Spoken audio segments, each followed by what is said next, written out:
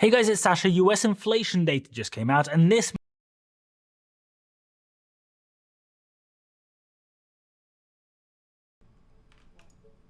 Okay, whatever it is. I would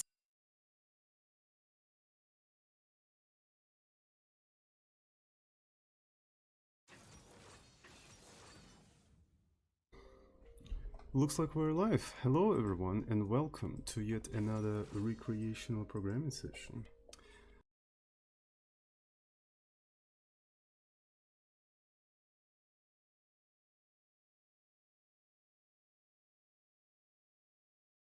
The thing that sucks most about the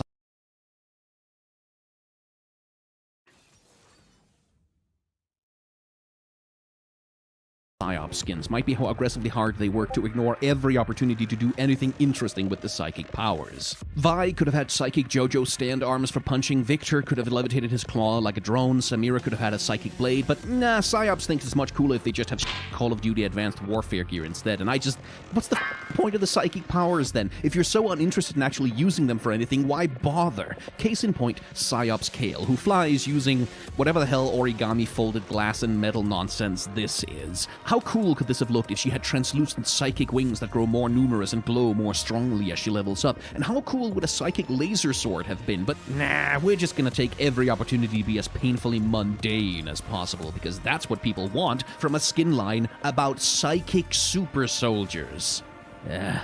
Subscribe to this channel for shorts, or see my main channel for longer in-depth videos. The thing that sucks most about the PsyOps skins might be how aggressively hard they work to ignore every opportunity to do anything interesting with the psychic powers. Vi could have had psychic JoJo stand arms for punching, Victor could have levitated his claw like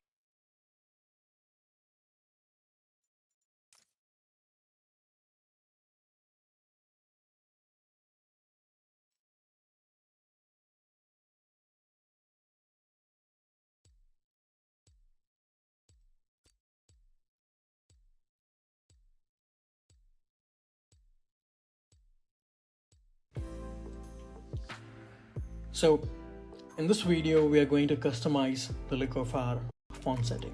Tap if you are in a GitHub repository. I found it funny that people that were talking trash had actually played against me in high elo. Now since I have nothing else to do, now I'm just playing better than I've probably ever played too. I have beaten these people over the years before. There was no argument that I wasn't, you know what I mean? But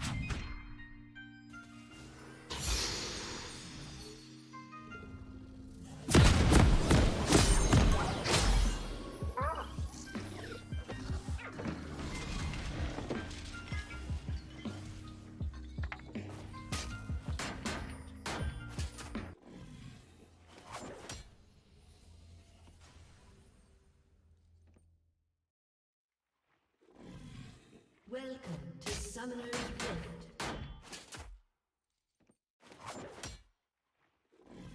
It's fucking crazy that he blames you for him being deplatformed. But it's fine, and he understands like his shit with big tech. Yeah, I don't know how that works out. I think That he can have a professional relationship with big tech is what he said. I think that's just a big cope to keep the kids with it. Everything about that is ridiculously stupid, yeah.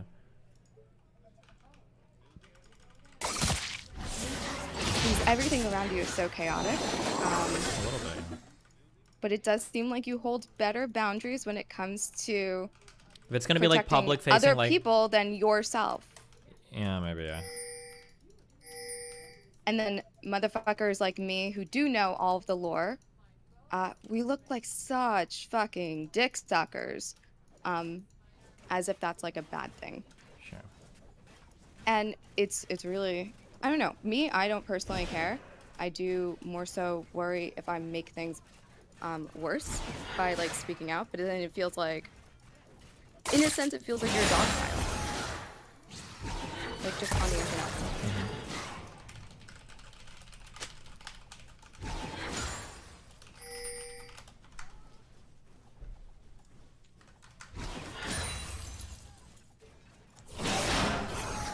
Yeah, well. Probably fucking start retard playing literally League got soon. unbanned today. I don't know how he's doing shit again, but that's okay. Okay, sorry. What's up?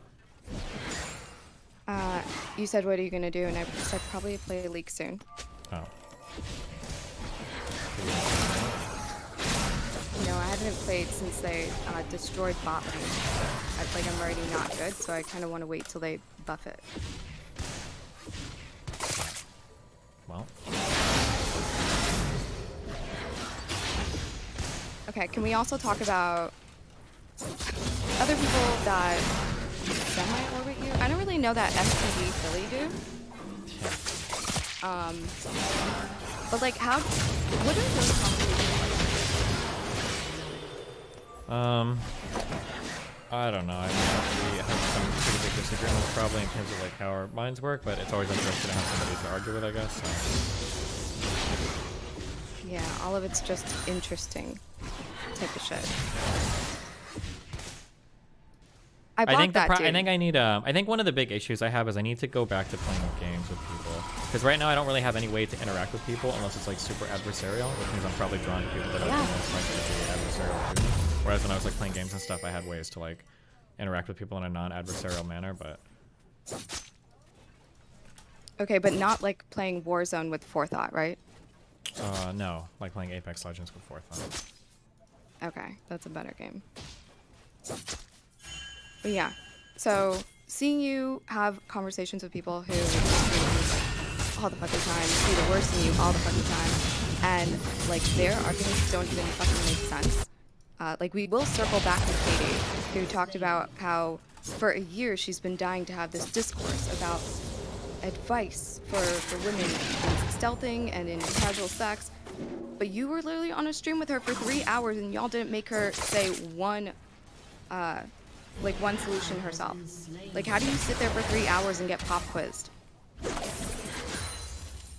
I don't remember. Didn't I ask her and Kelly one time for something, and I think they said some random dumb shit, or just like some random whatevers. I don't remember. Listen to yourself right there. Didn't I ask them one time and they said random shit? Yeah, true. I just need to be meaner to people. Is that what you're saying? Yeah.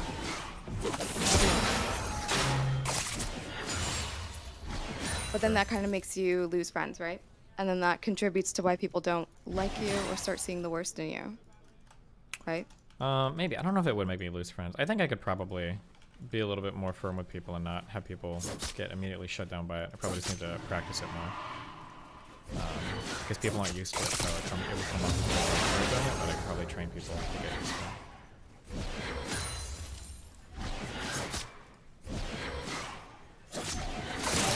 Are you still good at sleeping?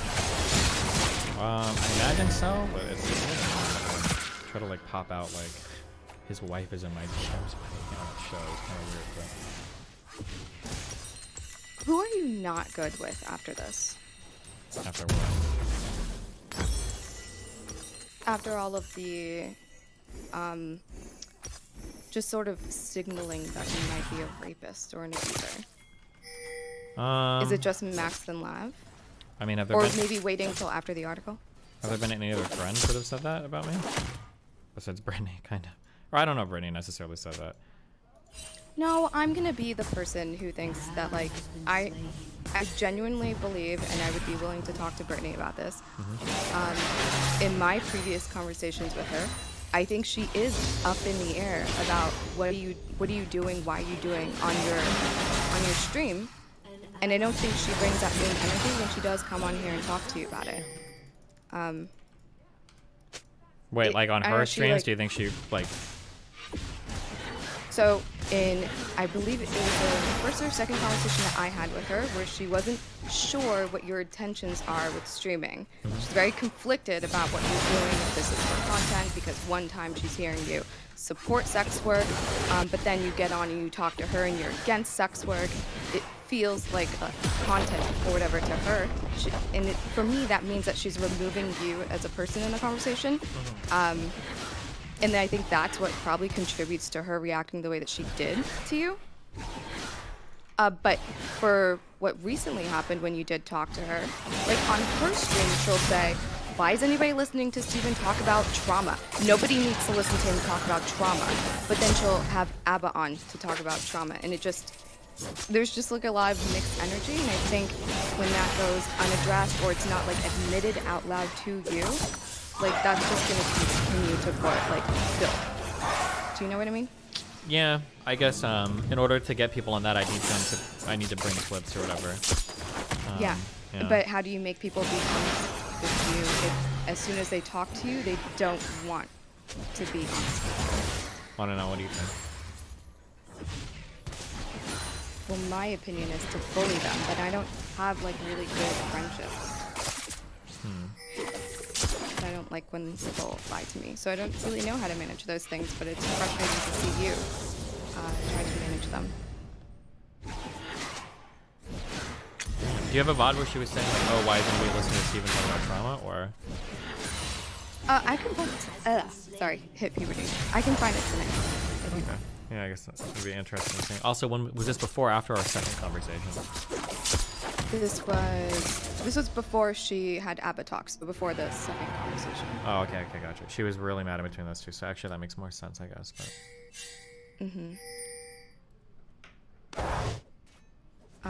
But that's the thing. So that's the frustrating part is when you know that you've overreacted, when you know that you were triggered, but like the next day you still have the energy like this other person is the one that's unreasonable. It feels like something hasn't been resolved. Does that make sense to you? Like they're saying everything is cool, but they still seem to hold some level of animosity, which they shouldn't if things are generally resolved, or? Yeah, so, hold on. So we understand that being triggered is like an irrational response, and we're like relating you to conservative parents. We are suspicious of your intent in talking about trauma, all of that. So that first day, when she initially hopped on, not ideal, obviously, and you guys took time to talk about it until like the next time you talked. And then the next time, I think it was a day or two after, not so erudite was involved. Yeah. But it was that day when she was talking about why is anybody listening to Steven talk about trauma? Why do we need to hear from him? And then it was the third day, well, not the third day. So the day after the second talk is when she said how she talked to ABBA about trauma. So it just, like the things that she's saying doesn't match with what she is expressing as her concern. Because if you don't want to talk to Steven about trauma, you only want to talk to the therapists and the doctors. Why are you talking to ABBA about trauma? Yeah, and I heard she was still phrasing my. I haven't watched it yet. I don't know if I will, because I might get triggered. But I heard she was phrasing my. You will get triggered. Yeah, I heard she was phrasing my belief to that, the professional in like the toughest way possible. I think she said, I'm not saying this is what I've heard people say. She said apparently she told the doctor like Steven said that if you're more promiscuous, you'll be more okay with getting raped or something like that, which is like it wasn't the thrust of the point that I was getting across. But then I also heard that apparently when he was talking to her, he basically reiterated everything he said. Yeah. But he basically ended up doing everything he said. But I think in her mind, somehow she probably came through with that thinking he was reaffirming all of her points and that I was just completely in the wrong. Even though, and I've done research more after this too, because people email me shit, I've read shit, I'm 100% correct based on understanding everything I know. That there are a lot of protective things about trauma, that things that happen immediately after trauma, that it's the most important thing to set in whether or not you develop PTSD or not, that I was 100% correct. It's not even a controversial position, but yeah, sorry guys. No, you're fine. The point of this is to hear you talk.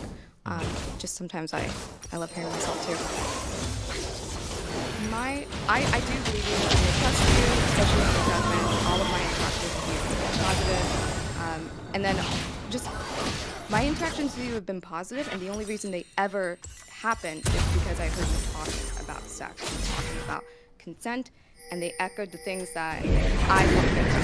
So I do trust your judgment in that regard. And when I do see out of context clips, like I'm charitable and I'm looking for the context. And I think that that's what it means to, I don't know, have a rapport with somebody, that you don't automatically jump to the worst conclusion. So it was disappointing seeing Brittany jump there. And it was disappointing seeing her attribute it to being triggered. Because it is okay to be triggered. It's okay to be emotional when you first hear the information and stuff like that. But to acknowledge that you're triggered and to walk away from it and then still hold the same feelings like 3-4 days later, we're no longer triggered. This is how we're thinking. Yeah, no, I agree. It's kind of weird. 'Cause I think even when I hear like Hassan or Bosch say something, like I'm usually like, I think I remember when Hassan called that one guy shit skin. I've heard that used as a slur for I think Indians quite a bit on 4chan. But like in my mind, I don't think it's not a slur or something. And I defended him saying that like he was probably just meant to get acne skin or something. Yeah, and I think you should watch that conversation that she had with the. What is it? Because it doesn't. You're not gonna get triggered. You're gonna feel vindicated, okay? Because from the jump, he's taking up your position. It's not until the very end that she words it very. She words it in a way where he almost has to give her some form of agreement because it does seem like she's. Yeah. As someone who has been in therapy, there is a way that you can load something to let your therapist or the person on the receiving end giving you counsel know that they need to take care of you. Yeah, of course. It's like a social. And that's, yeah. So I think if you watch it from the get-go, you'll feel fine, but you'll get triggered at the end. Thanks. You can handle it. How long is there a talk even? It's like 40 minutes, 45 minutes. It's short. He didn't have much time for her.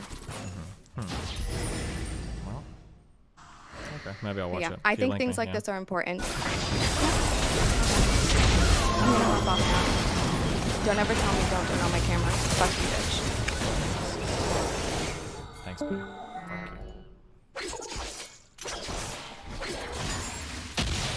Why do you guys keep saying this is the run?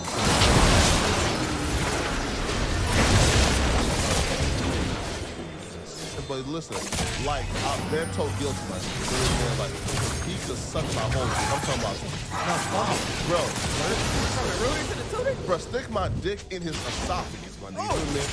Fuck guilty. Fuck guilty. Let me wait again. As soon as I heard that his name was tied to this, and bro, and honestly, I had to come up to you, bro. As soon as I heard his name was tied to this. Man, but listen, like I've been told What am I guilty, my supposed to do nigga. with Feel me, this? man? Like he could suck my whole dick. I'm talking about, Now, fuck him. bro. We're Stick my dick in his esophagus, my nigga. Feel me, man? Fuck guilty. Fuck guilty. Let me wait again. As soon as I heard that his name was tied to this, and bro, and honestly, I had a couple other theories. I was like, as soon as I heard his name was tied to this, I was like, bro, I'm almost certain that he has something to do with it. Not only that, but when they were talking about how information was leaked and they don't know who said it, I'm like, bro, at this point, I would not be surprised if Guilty has somehow infiltrated someone's email, someone's like, Discord messages, and just reading people's shit. You know, like, I would not put it past him.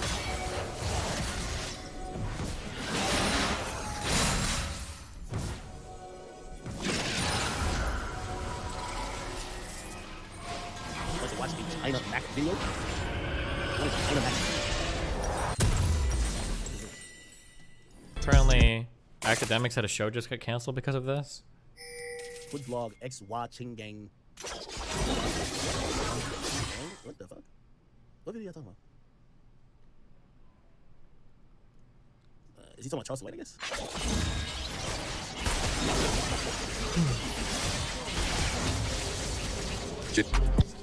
Asian hate. A lot of foul stuff to say about my people. Asian thing. Charleston White just made, right? Are you pissed off? Charleston White just made, right?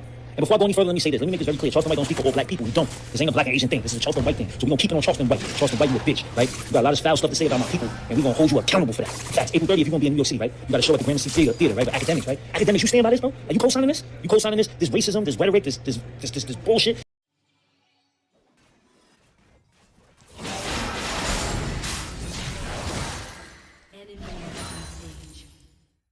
An enemy has been slain.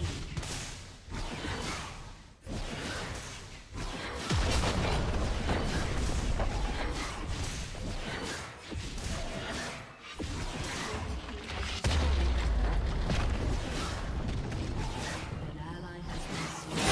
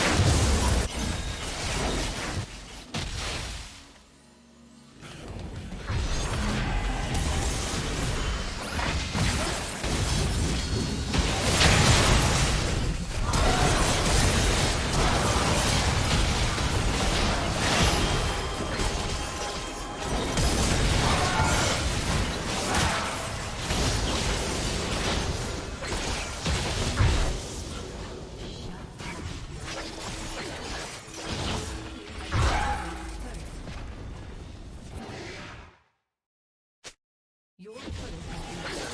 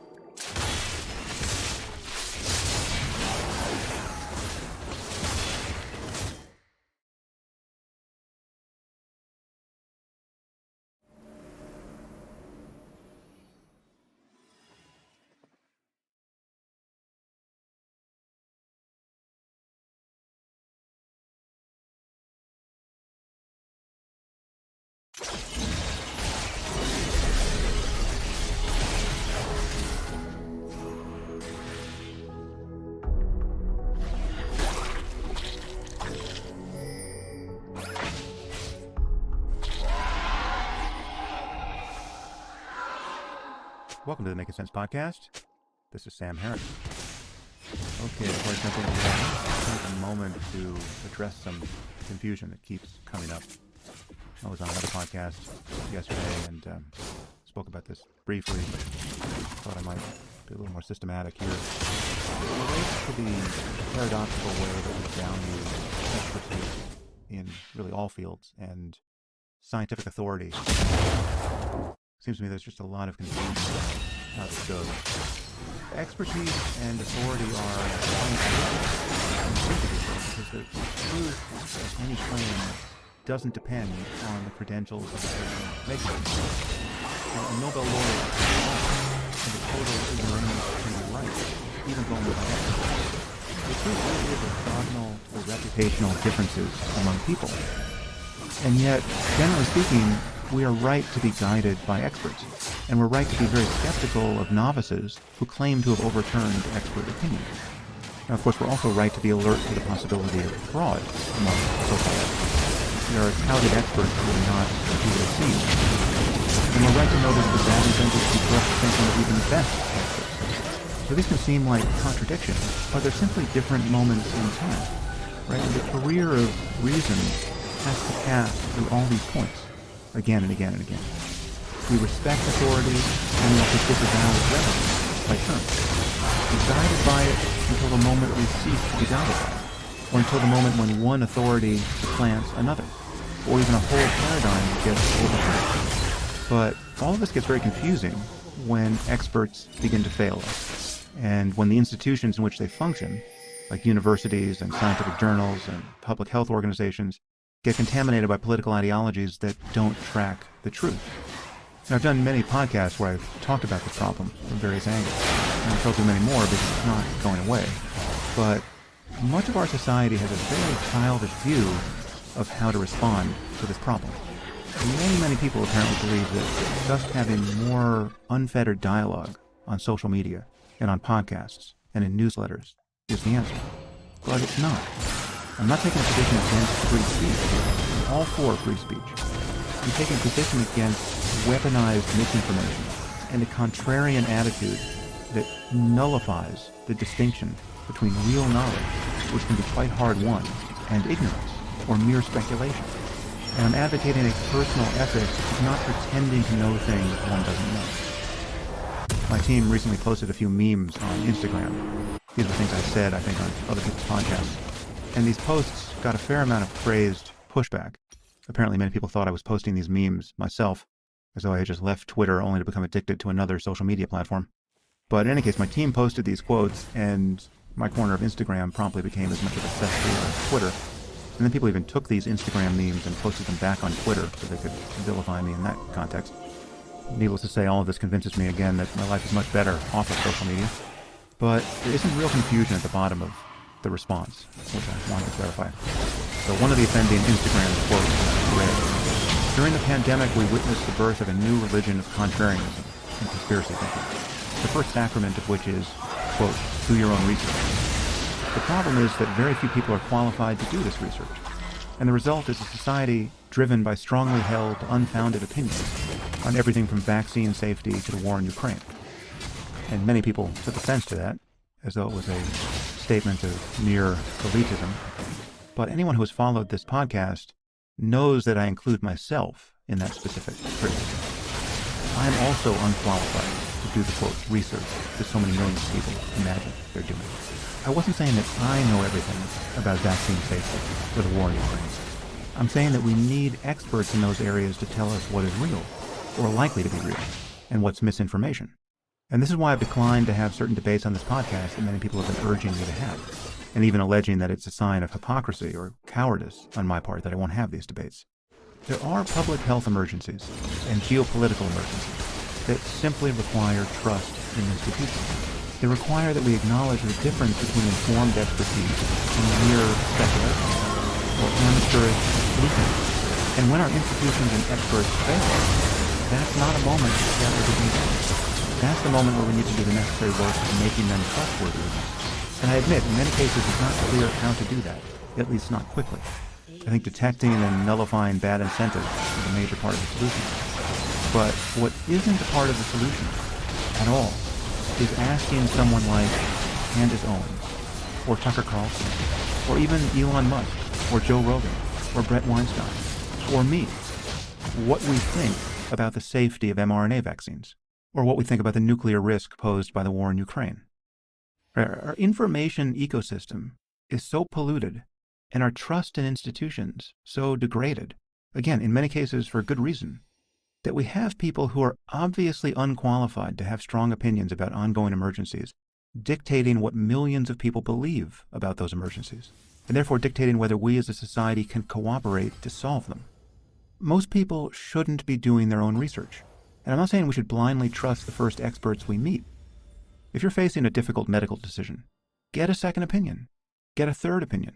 But most people shouldn't be jumping on PubMed and reading abstracts from medical journals. Again, depending on the topic, this applies to me too. So the truth is, if I get cancer, I might do a little research, but I'm not going to pretend to be an oncologist. The rational thing for me to do, even with my background in science, is to find the best oncologists I can find and ask them what they think. Of course, it's true that any specific expert can be wrong or biased, and that's why you get second and third opinions. And it's also why we should be generally guided by scientific consensus, wherever a consensus exists. And this remains the best practice even when we know that there's an infinite number of things we don't know.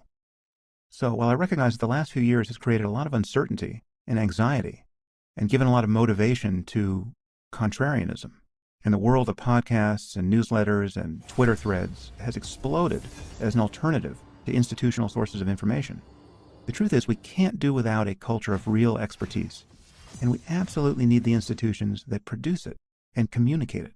And I say that as someone who lives and works and thrives entirely outside of these institutions. So I'm not defending my own nest.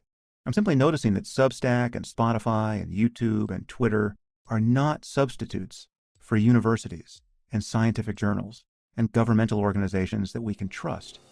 And we have to stop acting like they might be. Now that I got that off my chest, now for today's podcast. Today I'm speaking with Stuart Russell and Gary Marcus. Stuart is a professor of computer science and a chair of engineering at the University of California, Berkeley. He is a fellow of the American Association for Artificial Intelligence, the Association for Computing Machinery, and the American Association for the Advancement of Science. And he is the author with Peter Norvig of the definitive textbook on AI, Artificial Intelligence, A Modern Approach. And he is also the author of the very accessible book on this topic, Human Compatible, Artificial Intelligence and the Problem of Control. Gary Marcus is also a leading voice on the topic of artificial intelligence. He is a scientist, best-selling author, and entrepreneur. He was founder and CEO of Geometric Intelligence, a machine learning company that was acquired by Uber in 2016. And he's also the author of the recent book, Rebooting AI, along with his co-author, Ernest Davis. And he also has a forthcoming podcast titled Humans versus Machines. And today we talk about recent developments in AI, ChatGPT in particular, as well as the long-term risks of producing artificial general intelligence.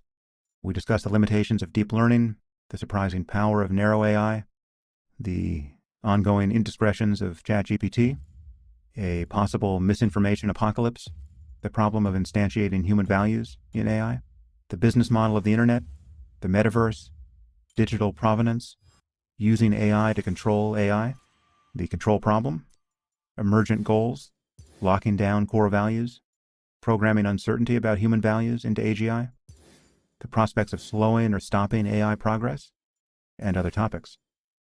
Anyway, I found it a very interesting and useful conversation on a topic whose importance is growing by the hour. And now I bring you Stuart Russell and Gary Marcus.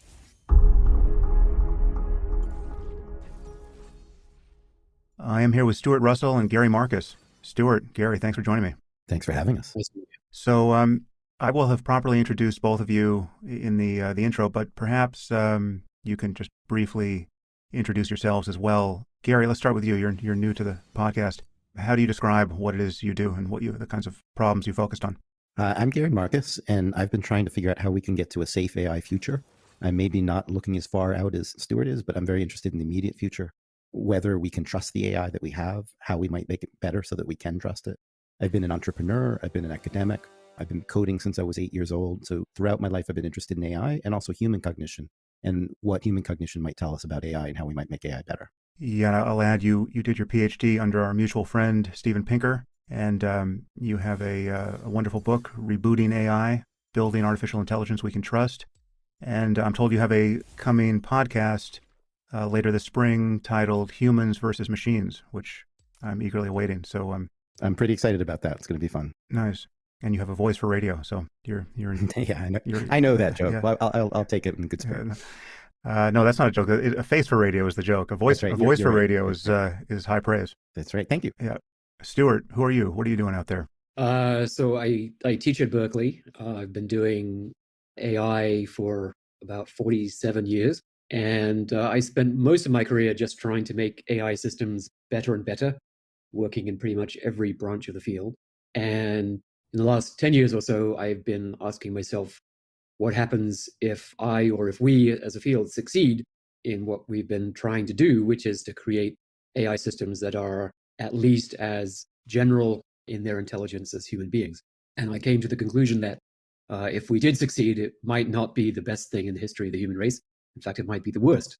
And so I'm trying to fix that if I can.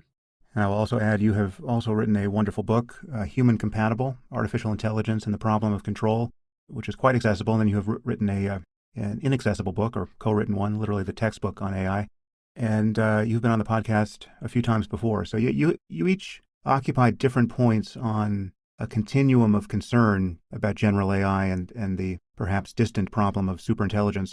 And Stuart, I've always seen you on the sober side of the worried end. And I've spoken to many other worried people on the podcast and at various events. People like Nick Bostrom, Max Tegmark, Eliezer Yudkowsky, Toby Ord. I spoke to many other people in private. And I've always counted myself among the worried and have been quite influenced by you and your book. Gary, I've always seen you on the sober side of the not worried end. And I've also spoken to people who are not worried, like Steve Pinker, David Deutsch, Rodney Brooks, and others. I'm not sure if either of you have moved in the intervening years at all. Maybe we can just start there. We'll start with narrow AI and ChatGPT and the explosion of interest on that topic. But I do want us to get to concerns about where all this might be headed. But before we jump into the narrow end of the problem, have you moved at all in your sense of the risks here? There are a lot of things to worry about. I think I actually have moved just within the last month a little bit. So we'll probably disagree about the estimates of the long-term risk, but something that's really struck me in the last month is there's a reminder of how much we're at the mercy of the big tech companies. So my personal opinion is that we're not very close to artificial general intelligence. Not sure Stuart would really disagree, but he can jump in later on that. And I continue to think we're not very close to artificial general intelligence. But with whatever it is that we have now, this kind of approximative intelligence that we have now, this mimicry that we have now, the lessons of the last month or two are we don't really know how to control even that. It's not full AGI that can self-improve itself. And, it's not sentient AI or anything like that. But we saw that Microsoft had clues internally that the system was problematic, that it gaslighted its customers and things like that. And then they rolled it out anyway. And then initially the press hyped it, made it sound amazing. And then it came out that it wasn't really so amazing.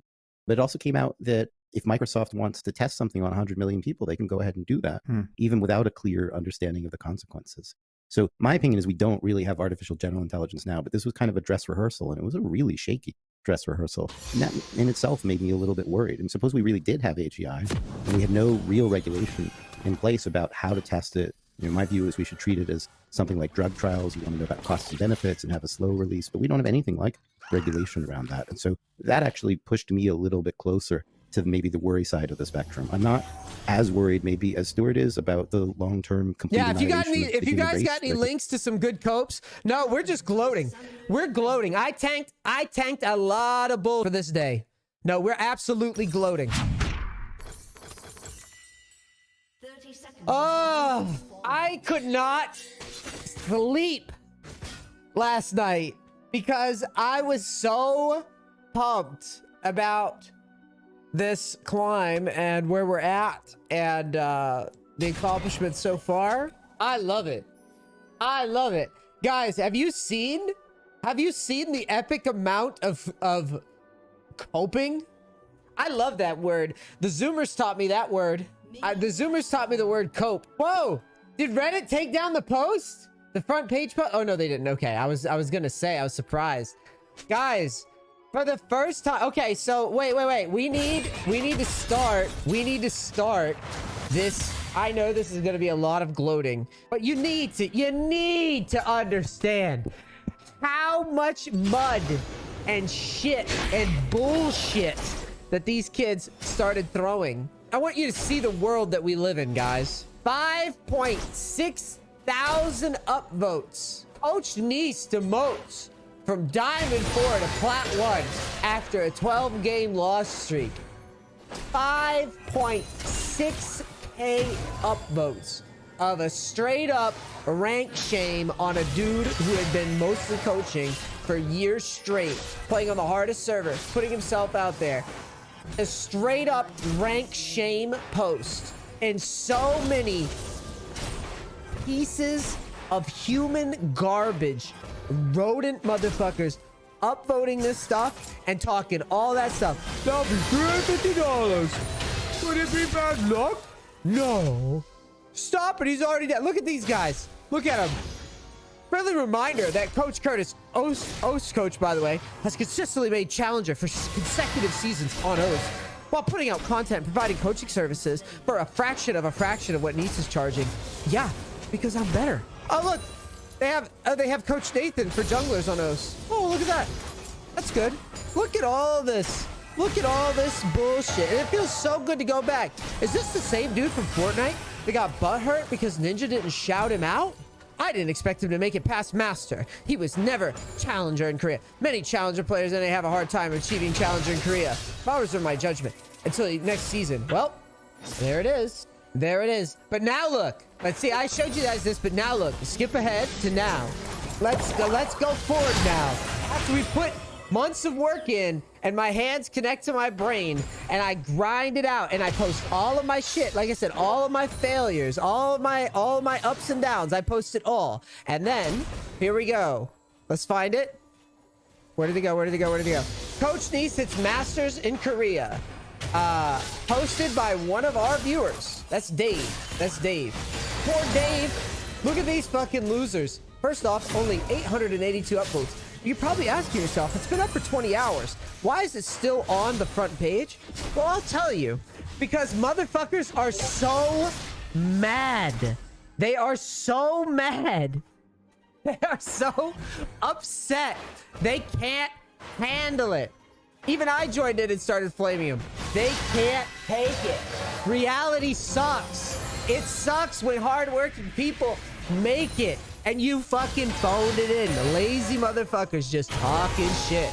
It's nice that he finally made it out of Platinum Diamond, but he did it as a cheesy pick one trick. Oh shit, what does that make? What does that make Dopa then? He's also still not Challenger. If he does hit Challenger, he's still not a multi-role Challenger. Oh, okay. So let me get this straight. So if I hit Challenger in Korea, then I'm not qualified to coach League players. I just want to be clear on this. Just take it in. Just take it in. Take that in for a second. This guy unironically sat here and said, if I'm one of the literal best players in the world, I am not good enough to claim that I couldn't coach multiple people and multiple roles. On most players, after the fact that the last time I climbed a Challenger was with fucking Twisted Fate. The last time I was in Korea was with Gangplank. I did 100 games to Diamond on a bunch of champions and climbed to Challenger on 3 roles in the past. And here I am again on the way to Challenger. I wonder what they're going to say as I climb again. Any Diamond NA EU player who climbs through macro can hit Masters in Korea. Whoa, whoa, whoa. That is some serious cope. I love it. Yo, read that again. Any Diamond NA and EU player who climbs through macro can hit Masters in Korea since it's such a huge advantage to know macro on that server. What in the fuck are these Redditors talking about? I love it. Their worldview is fucking crushed. They can't handle it. They cannot handle the truth. Oh my god. That is a good one. That is why we did this morning. Holy shit. That is organic. I fucking love it. Oh god. I love it. Dude, and we're just getting started. I'm literally reading fucking cope today because I've earned the right. Send in your greatest copes. Send in your legitimate, your greatest, most favorite your favorite copes. We'll read them all. I love it. Look, people downvoted this. Honestly, impressive. Many people gave up on him. I mean, people love to hate on this. 300 is justifiably an unreasonable amount for coaching a video game for casual players. The fact that Nice used false advertising. Nope. Do I need to bring up the fucking tweet? Oh, do you guys know who Adrian Riven is? Yo, remember when everybody ignored what I said? And I had Adrian Riven on the tweet, and he was like a top 10 NA player, and he was like, Nice has been playing in high elo with me for years. Remember that? Oh, remember that? It looks like I was right all along, and it looks like no one took fucking screenshots of Challenger gameplay or hitting Challenger every single time they made it because no one gave a fuck. And now here I am again, fucking almost 10 years later, doing it again. And poor Dave. Dave's a soldier, by the way. Look at poor Dave on Reddit. Everybody tells Dave that he's a Nice alt account. I fucking love this. Look at poor Dave. He posts this, and everybody just downvotes his shit. Let's see. Where is it? It's comments, right? Poor Dave. Oh, I'm surprised. Where's the downvotes? There they are. There they are. Dave. Dave was tanking downvotes. Why did people wait years to call him out? He's asking somebody.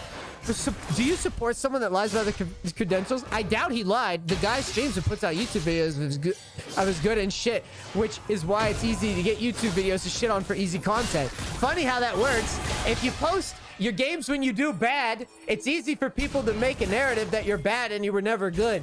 And poor Dave's tanking downvotes on Reddit. Look at him. Look at this dude. Oh, God. I love it. Lamau, multi-role challenger coach, being proud of hitting Masters on a fresh account after being stuck in plat for 2 months by abusing his busted one trick on one singular roll and losing on every other roll of champ. This was definitely posted by Nice himself using one of his burner accounts. Guy is a textbook narcissist. Whew, there's a lot of cope in that one. So first of all, I'm not allowed to be proud. I'm not allowed to be proud of Masters on Korea.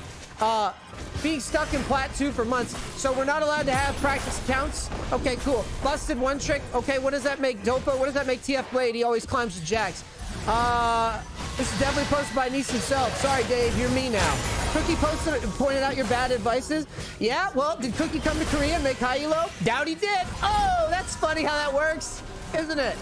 Oh, that's hilarious. That's hilarious. And did he get paid to do my job with that client? Oh, he didn't get paid again. That's hilarious. Oh, wait. I can go to his channel and I can find tons of coachings, right? I can find hundreds and hundreds and hundreds and hundreds and hundreds of free coachings, right?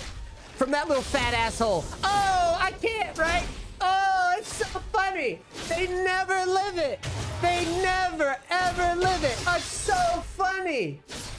Oh, I love that shit. Damn, if only he got paid the $250 to $350 to do the job as well. He could have done it better. Oh, God. I love it. Keep it coming. Keep it coming. That guy posted my name in like every one of his videos. That is good. I love that. How does it feel now? Told all those little 13-year-olds that I was garbage. How does it feel now? There are pro players that didn't climb up to Masters as fast as I did on an account. That's crazy. There are literal pro players. I could have taken their fucking job if I know like this game and just went to pro scene. I never wanted to be a pro, and I said that. Suck my nuts. Frank continues to mean very little. Oh! New one. This is a fresh coat. Fresh out of the coke microwave. Fresh out the coke oven. Rank continues to mean very little. Wow. That's a new one. Oh, I love it. It's so creative. It's fresh. He's from Os. No, dude. No. You don't get to move the goalpost, buddy. You can cope it up all you want, but I've climbed high elo with multiple rolls in multiple years. Buddy. Remember when everybody was shitting on me? Let's do a little reminder. Hold on. Remember this? Everybody says I'm a one-trick Tryndamere. Before that, I was a Twisted Fate player playing AD Twisted Fate. Oh, look at that. Grandmaster, 491 LP. Remember when I said if I wanted to make fucking Challenger, I probably would have made it, right? Remember Adrian Riven? Years playing with Nice and high elo? Remember? Keep coping, boys. Keep coping. Keep saying I'm a one-trick this, one-trick that. Oh, it's so unlucky, boys. It's so unlucky, boys. Keep coping it up. I like to see people prove this is why the subreddit is funny. Y'all can't just congratulate the guy for climbing. Y'all can't give credit where it's due. Nice makes you that mad. It's just funny to me. Because these type of people in my games, instead of focus on things that matter, like actual results, you focus on vilifying other people. Subreddit is full of a bunch of wackos. But guess what? I'm here for it. Me too, buddy. Me too. I'm here for it. Front page is 90% pro play, 10% Nice drama. And now, my turn to talk shit. It is my turn to talk shit. Now I get to talk shit, which is why, like I said, I'm taking the day off and just chilling. Oh, it's so funny. Do we have any good tweet code? Dave, they think you're a bot, Dave. Dave. Yo, Dave, type something quick. Look where my hands are. They think I have alt accounts, Dave. Dave tanked all the downvotes for the community. He tanked all the angry 14, 15, well, I say 14. It's more like the angry 18 to 24-year-olds that can't even hold a job at McDonald's. He tanked all the downvotes for the Nice community. Dave, the homie. Dave, the original. Yo, Nice, go read up on supply and demand. Should up your prices so you work half the time. And you're not going to want to hang yourself with coaching league all day. Dave, good work on the Reddit account, Dave. Dave tanked the downvotes. And he tanked the downvotes? The gamer downvotes. Those are high value downvotes. Delusional motherfuckers. I had a hard time focusing on work because they're so funny. Dave's just trolling people. I try to give the Yusuke. You mean that little Tryndamere guy? Wait a minute. You mean little Tryndamere guy that was like e-stalking me? Hold up a second. You mean the supposed best Tryndamere guy? That guy? You mean this dude? Doesn't look too good. Doesn't look too promising, does it? That guy spent a lot of time talking about me. I think the flame I used to give him, hold on, let me remember. Because I used to flame this guy around the time that I was playing in high elo, when he conveniently forgot that I was better than him at this video game. But just to remember, just for the memory lane, let's go down it for a second. So this guy somehow forgets that I whoop his ass on Tryndamere years ago and pass him on a new account years ago. And I do it again years later. But this time, I was only playing for 3 months straight. And now suddenly, out of nowhere, this motherfucker thinks that he's in my fucking league on Tryndamere. I'm actually, you know what? Now that you mention it, it's probably good that I did it on this champion. So this little rodent, I mean, I'm sorry. Let me do this properly. Nice is not good. He is not good at Tryndamere. I've been playing Tryndamere for 4,000 games. I have watched Nice all 1,000 videos. I made 5,000 Challenger Tryndamere videos, but I've never actually been in Challenger in any of them. He's not good. You mean that guy? I forget. There's just been a lot of shit talk being thrown around. Been a lot of shit talk being thrown around. I tend to forget. Is a negative win rate on the only champion you've played in the past 4 years on NA, is that supposed to be good? Or do we get to use the excuse of, oh, I'm just learning things? Like, are we ever allowed to say any of that? He seems to favor the build. He seemed to get back on it. He took a break from it. But when Big Daddy Nice started popping off, he's right there playing it too. I know I inspire you, buddy. I know you want to be just like me. Bro, that dude's been grinding Tryndamere like forever. That guy should just fucking destroy. Whoa, there's a tracker on this? Holy shit. They're so mad. They're actively downvoting a guy, out climbing the majority of all players on the Korea server. League Reddit actually does not give a fuck about results or anything. They are so delusional. They are so delusional. That is crazy. They are going out of their way. Look at that. Oh, I know that guy's watching. I know all these guys are watching, dude. That's all they do. They don't live it. They talk it. My life is their life. They're my puppets. They go online. They like go online when I'm online. When I post, they talk about it. When someone says something nice about me, they try to correct them. Oh, it's great. I love it. I love it.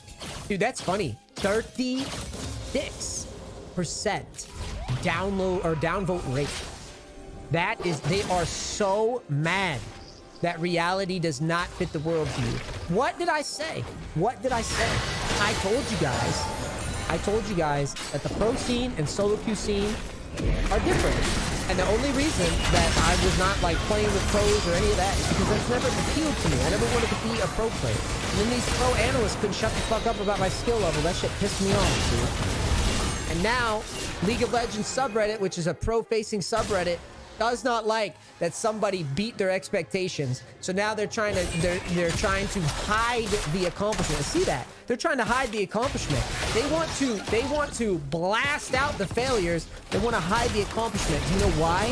Because they know I will never, ever sit here on stream and be like, the pro scene is some amazing thing. They just have to get the fuck over it, dude. It's breaking their worldview. I hope you guys get to experience a fraction of the satisfaction that I am feeling right now from putting the work in on something and having it pan out when everybody's rooting against you. I mean, you see it. That is a That is a league pro scene. The same scene that had a bunch of pro teams mock my coaching like it wasn't what players need. My coaching is literally what players need. And everybody acts like they know the fundamentals. That is, to me, that is probably one of the peak things of the peak cringe moments of this. Oh, okay, wait. Let's see. Oh, this is good. This is good. Hold up. We gotta see this. God damn it. I hate my life. All right, what we got?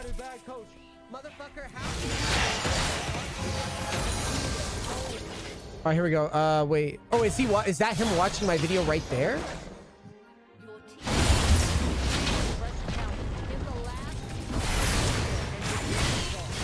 What? My results were infinitely better. I'm pretty sure TF would have better. What? Oh, he's not coping at all. He's not mad at all, is he? Now we're gonna watch this whole speech. He has to be fucking acting. How long does he go on for this? Bro? He has to do it for like 30 minutes. And I did it again. Here I do it again. Now I'm fucking getting old. I'm 34. If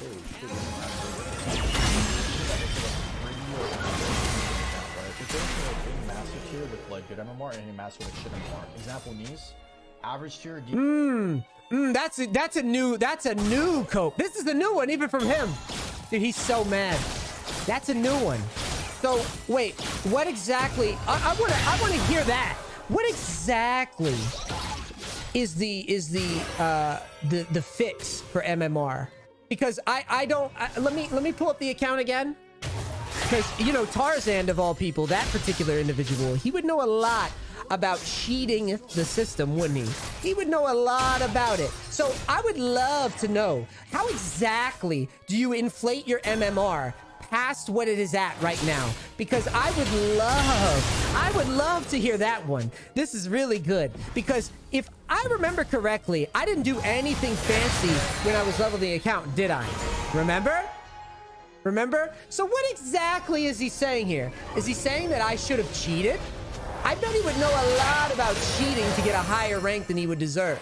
I wonder what kind of accounts would get a higher MMR with this kind of result. Because I'm pretty sure I'm winning nearly every game in Plat and Diamond. What kind of accounts would get a higher MMR? Well, let's go down the list. Well, riot accounts might do that. People duo abusing might do that. People win trading might do that. People doing some weird normal abuse shit might do that. People doing weird transfers might do that. Now, remind me, any of those things did that particular person do again? I just...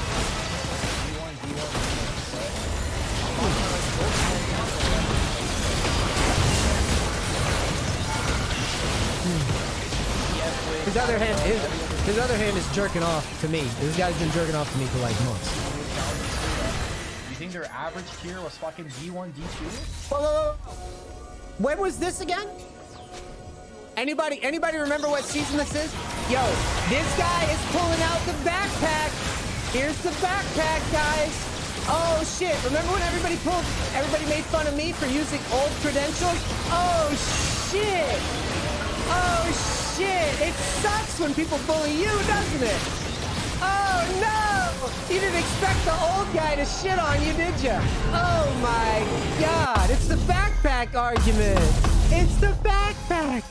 He brought the backpack out. That is so good. How old is this clip?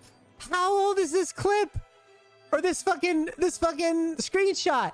Oh god, isn't this the guy that's like claiming that he's gonna like quit or something? Crazy that I even put 11 years of my life in this game. I just regret it every second of it.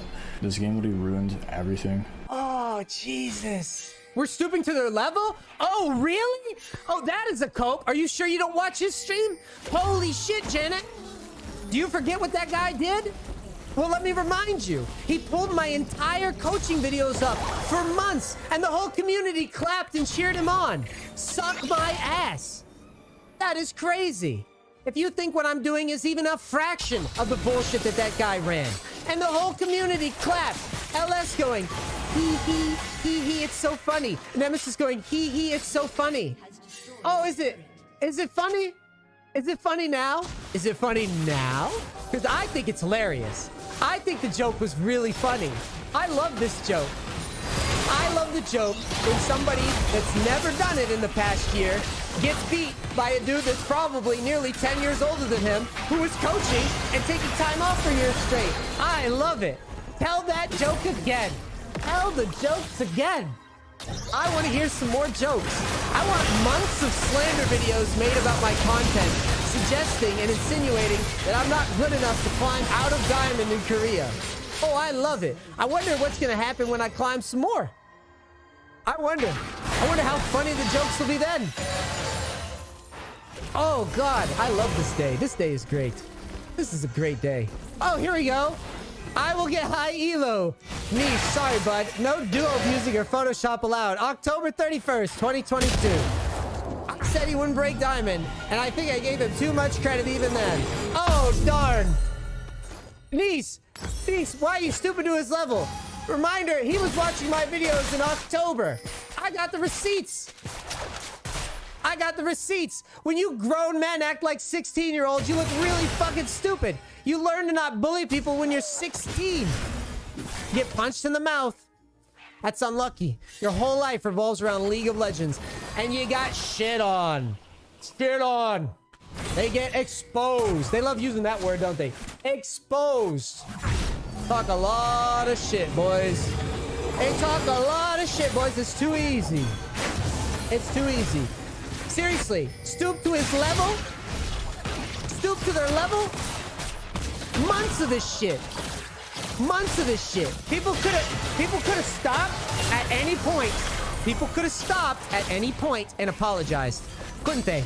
They could still do it. They could still be like, Big Daddy Niece, you are my father. You were right all along. They could do it. And I'll let them, I won't say another word. Tell your fans. Tell your fans. It's only gonna get worse. I'm only gonna go higher. You look at the games, you know that I'm clutch. Watch the VODs. You know it. You know I'm gonna go higher. Watch the VODs. Oh, God, that's good. That's good. We got any other bangers in here? So I haven't been on Twitter. I've just been off of it because, again, there's just too much hate. I just don't want to read it. It just distracts me from shitting on these fucking losers, right? Here we go. Look at this. Look at this. I love this. This is what I'm talking about. We live in a world where Nice has legitimately reached Master in Korea, 100% solo with no duoing. This is Watley, by the way. High elo player at EUS. Really, really good high elo player at EUS. I believe he's hit Challenger on EUS. Interestingly, on the same server, LS is currently Diamond 1 with over double the amount of games and over double the amount of duo games. Curious to hear people's thoughts on this. I will dominate. Took 5 minutes to find the fact Nice had another account with 500 games with Plat 2. Either this thread was made in bad faith or there's a severe lack of research. Isn't that funny that another watch it, talk it, but don't live it motherfucker is sitting here trying to argue about my accomplishment? Oh, I love that. Let's break down the layers of the cope on that one. Let's break that one down. So, let me get this straight. I am never allowed to practice at the video game anymore. Right? I'm never allowed to practice. I'm supposed to march over to Korea after putting out more coaching videos than any of these fuckheads ever did. Putting out more content on YouTube than any of these fuckheads ever did. 3 channels, motherfucker. And I'm supposed to sit here, fly over to Korea, whoosh, fly over, flap my wings, sit down, take all my equipment out, get back to playing competitively on a server with 0 ping, which is apparently so fucking good that I can't beat platinum. I'm supposed to immediately come out here and instantly get up to high elo. Let's go deep into that comparison further. Let's compare me to LS since Dom is dumb enough to take this route. Let's do that. Let's imagine a world where LS lives in Korea, lives with pros day in and day out, year after year after year, and has never, ever cracked any sort of accomplishment anywhere close to what I just did in the past 2 to 3 weeks on this account. Never, ever, ever. Not once. And any time he has is always duo. Any team he was on, fires his ass. Any team that plays with him, kicks him off. Never. Never happened. Not once. But, guess what? Poor LS is getting thrown under the bus because this motherfucker, they know, this is what I mean. It's a division in markets, but they were so stupid. No, he hasn't been Grandmaster recently, and that's the thing. Hold him to the same standards that you hold me to, and he never did it solo. Eat my ass. Eat my ass. Hold him to the same standards you hold me. That's all I ask. If he climbs, I won't say shit. He won't. That's the point. Hold him to the same standards you hold me. You fucking pro-worshipping morons wanted to sit here and try to pretend that these people are so much smarter and so much better and all this shit. And I come here and I undoubtedly prove it wrong. These motherfuckers are in the same little clique, the same little market. You know what they do for a living? They watch the accomplishments of better men and talk about it. Okay, Dana, let's see the account. Show me the account in season. I've already done this before. Go ahead. I'll wait. I'll wait for the solo queue account. Let's see it. That's why you guys should have shut the fuck up and let bygones be bygones. What you should have done is you should have realized that me coaching casual players to get into League of Legends was good for the scene. But what did you do instead? All you guys did was sit around with your little pro-worshipping bullshit, and you pretend to know that you pretend to know everything about League. You pretend that you're better than everybody when I'm sitting here coaching fundamentals, talking about shit that you guys could never do. You could never do it. You could never. But you couldn't just live in your little fantasy world. You had to try to drag me into it. Well, sorry. This guy sucks at the game. He could never do what I just did. LS sucks at the game. He could never do what I just did. I would love to see him try it. They won't because they're pussies. And that's the fact. They would rather sit and talk it. And that's fine. I didn't have to do it. But they couldn't shut the fuck up and let me do my job. They just couldn't shut up. And now you have to deal with it. And now you have to deal with every single accomplishment that I make that's better than these people. You have to deal with me shouting from the mountaintops because you guys tried to hurt my business and you tried to hurt my fans and even tried to hurt my coaching clients. It's unlucky. You could have built. I tried building, for the record, and poor Watley, he's fighting a battle. And Watley doesn't understand. He's battling trolls for me. Look at Watley. Shouts out to Watley. Sacrificing his body on Twitter. Look at him. He doesn't understand. Twitter is just like, literally, Twitter is actually like 13 to 18-year-olds. Trust me, I checked. And it's the, look, it's the Trinmere guy. Saying there's double the games is 1,700 games account. Wow. Comparing a peak to a random screenshot in time is also dishonest. That's convenient. That's convenient. It's almost like I said screenshots don't really matter. But hey. Bro, it's been 1 hour and 30 minutes of this. Yeah, and it's been months of it in my direction. If you keep bitching about it, I'm just gonna ban you. I don't give a fuck if you're a woman. I don't give a fuck if you're a man. I don't give a fuck if you have a 10-foot dick. Oh, you're not bitching about it? Now you're cool with it? Okay, I was just checking. Because I will sit here and flame until I am bored of it. Yeah, a 10-foot dick would be impressive. I might keep you in the chat. That'd be, yeah, that might be worth it. Seriously though, people actually think me sitting here and gloating after all of this is like overkill. I don't think they realize who the fuck, who was in here when the dude keeps coming in here and doing like death threats and shit. That shit has been happening for months. Random people doing that shit. Like, I'm definitely allowed to talk shit now. But you personally attacked Tarzan by following your rules about missing your coaching and you still having to pay. You attacked him. Yeah, that was apparently the, what was it, the big fucking, the moment where this dude decided that he was going to do something that is not appropriate in any business, but somehow was allowed on Twitch and YouTube and TikTok, which was, I didn't refund a client because the guy missed his lesson and he did not communicate it. That was the catalyst. He did not communicate it. And so he decided, or I basically didn't refund him, which was standard. I don't refund for that. Or that's not true. Sometimes I do, but I don't have to. And I remember my schedule was booked up and so I didn't because I had shit to do. And the dude just like went on like all my coaching videos and was just like basically saying that I don't know how to coach. and was like focusing on like little micro details or something. Yeah, that's the thing, is that like I was just making my own videos and people just kept going and going and going, and it kept snowballing because like I come out here and grind and then people see me struggling. But again, I showed my struggles. I knew it would pay off eventually. I would be lying if I said that if it was I would be lying if I said it was easy. It was definitely, it was harder than I thought to get my groove back. And I think jungle played a pretty big part in it being kind of fucked. Because like jungle got weird. Jungle got weirdly specific in preseason. Jungle became weirdly specific, and the flow in Korea on top of that, it's like being double nerfed as Nice. Does that make sense? Yeah, we're gonna keep climbing though. We're gonna keep climbing. Give it a couple. Give me like a day or two to just kind of like reset my brain. Mord knows these cats are gonna try to pay people to sabotage my games too, but I'm gonna be here for a while. So I'm not really too worried about it. But these guys are so, and that's another reason why I'm celebrating right now. Because we're about to get to the hard part soon. Yeah, decompress a little bit. We're about to get to the hard part soon, and there's gonna be some shady shit. Korea high elo is real shady. And like I said, there's a lot of people with a vested interest to try to stifle my climb. So, and I would say again, you could sit here and pretend that people grief Tyler 1, bet on Tyler 1, whatever. Brother, there are people that would legitimately pay money to make me lose. Do you understand? There are people in this space. I know for a fact. Are you seeing this? There are people in this space that would legitimately try to pay money to make me lose. So, I think the next part's gonna be pretty tricky.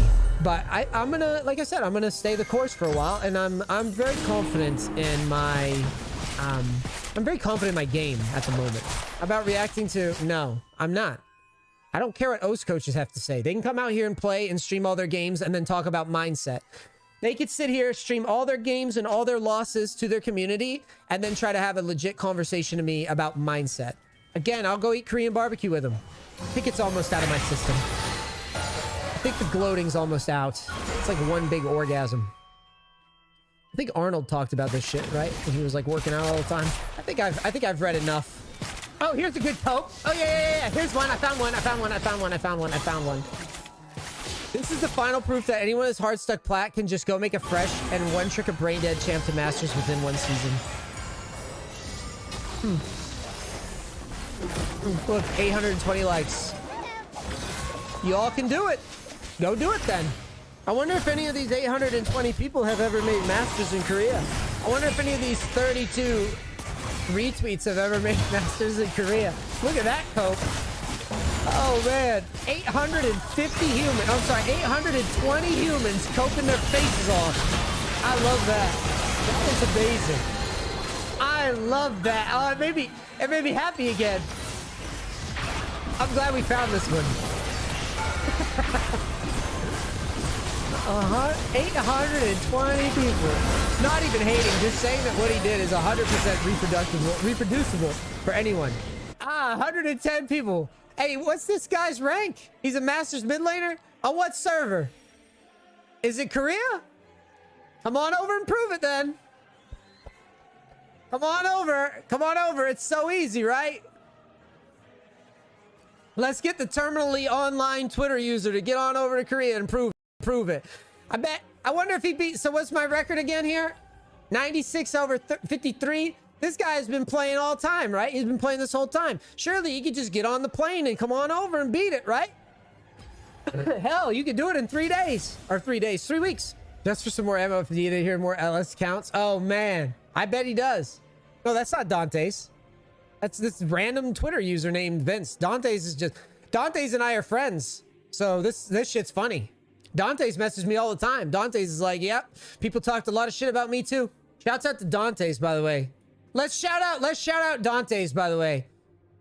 Of all the major league personalities, hold on. Oh no, that's the wrong person. I gotta find him on Discord. Let's see here. I'm gonna leak DMs. He asked me if I wanted to be on a dating show once. That's the thing. It's always just projection and needless anger. I've been a subject of the same. You want head coaching? I got you. Eventually, it's weird here, though. They don't let you farm all the time. Feature guide. Most of the time, you full clear. You're just sad they didn't. It's insane. Still on the fence. He was going to help me if I wanted. He was cool, man. He was cool. Shouts out to Dante's. The only reason I didn't take coaching from him is because I just didn't believe that the styles matched. It's not even a knock on him. I just didn't think the styles worked. I'm sure he'd figure it out if he come here eventually with Hecarim. But the farming, well, maybe it works better now. But the farming definitely was not working then.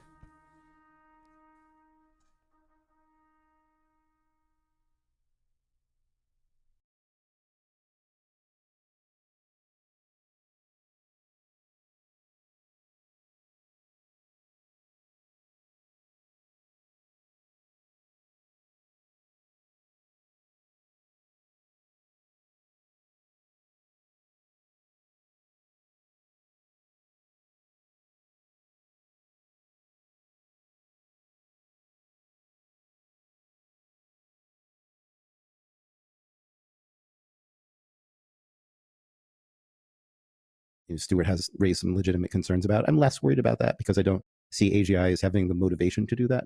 But I am worried about whether we have any control over the things that we're doing, whether the economic incentives are going to push us in the right place. So I think there's lots of things to be worried about. Maybe we'll have a nice discussion about which those should be and how you prioritize them. But there are definitely things to worry about. Yeah, well, I want to return to that question of motivation, which has always struck me as a red herring. So, and we'll talk about that when we get to AGI. But Stuart, have you been pushed around at all by recent events or anything else? So actually, there are two recent events. One of them is ChatGPT, but another one, which is much less widely disseminated, but there was an article in the Financial Times last week, was finding out that the superhuman Go programs that I think pretty much everyone, had abdicated any notion of human superiority in Go completely.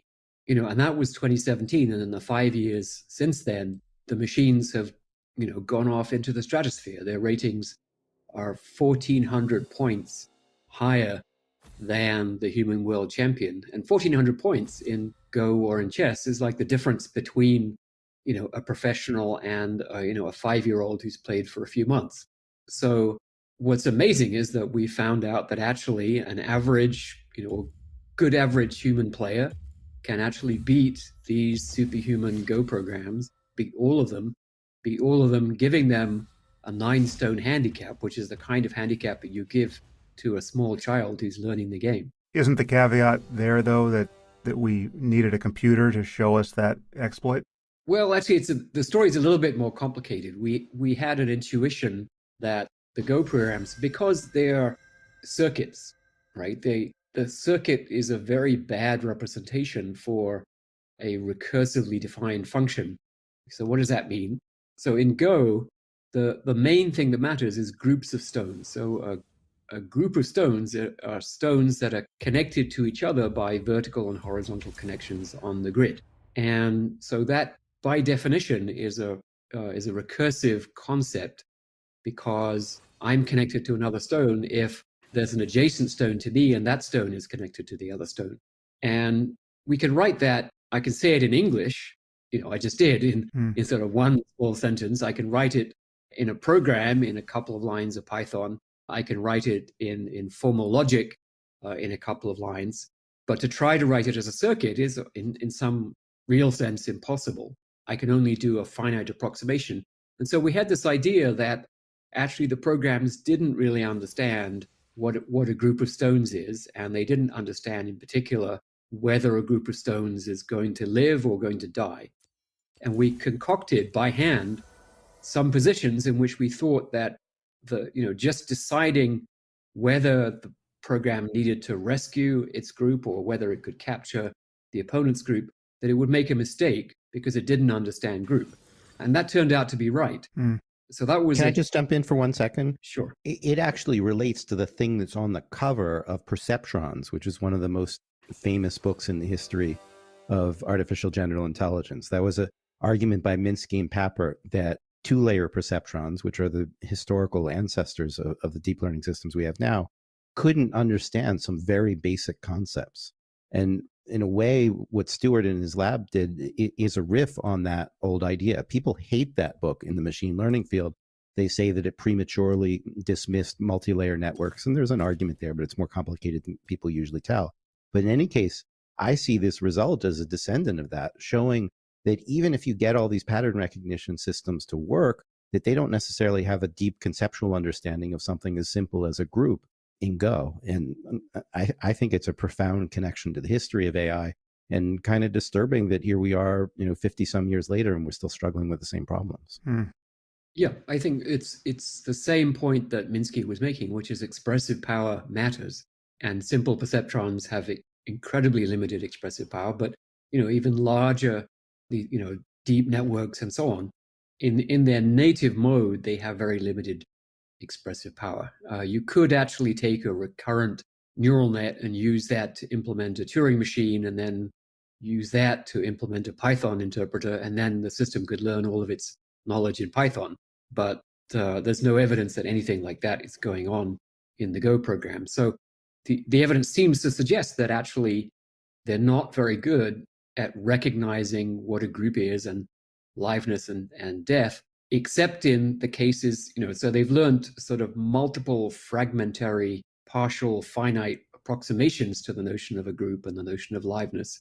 And we just found that we could fool it where, we're constructing groups that are somewhat more complex than the kinds that typically show up.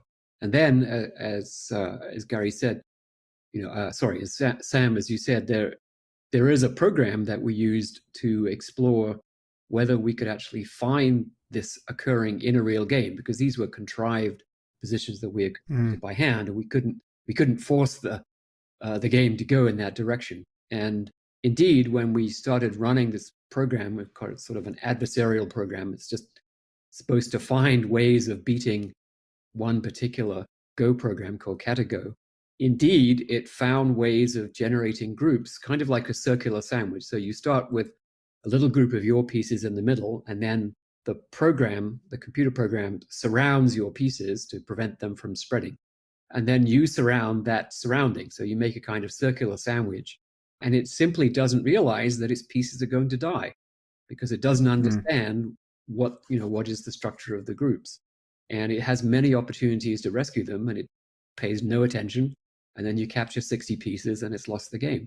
And this was something that we saw our adversarial program doing, but then a human can look at that and say, oh, okay, I can make that happen in a game. And so one of our team members is a good Go player, and he played this against Catago, which is the best Go program in the world, and beat it easily, and beat it with a 9-stone handicap. But also, turns out that all the other Go programs, which were trained by completely different teams using different methods and different network structures and all the rest, they all have the same problem. They all fail to recognize this circular sandwich and lose all their pieces. So it seems to be not just an accident. It's not sort of a peculiar hack that we found for one particular program. It seems to be a qualitative failure of these networks to generalize properly.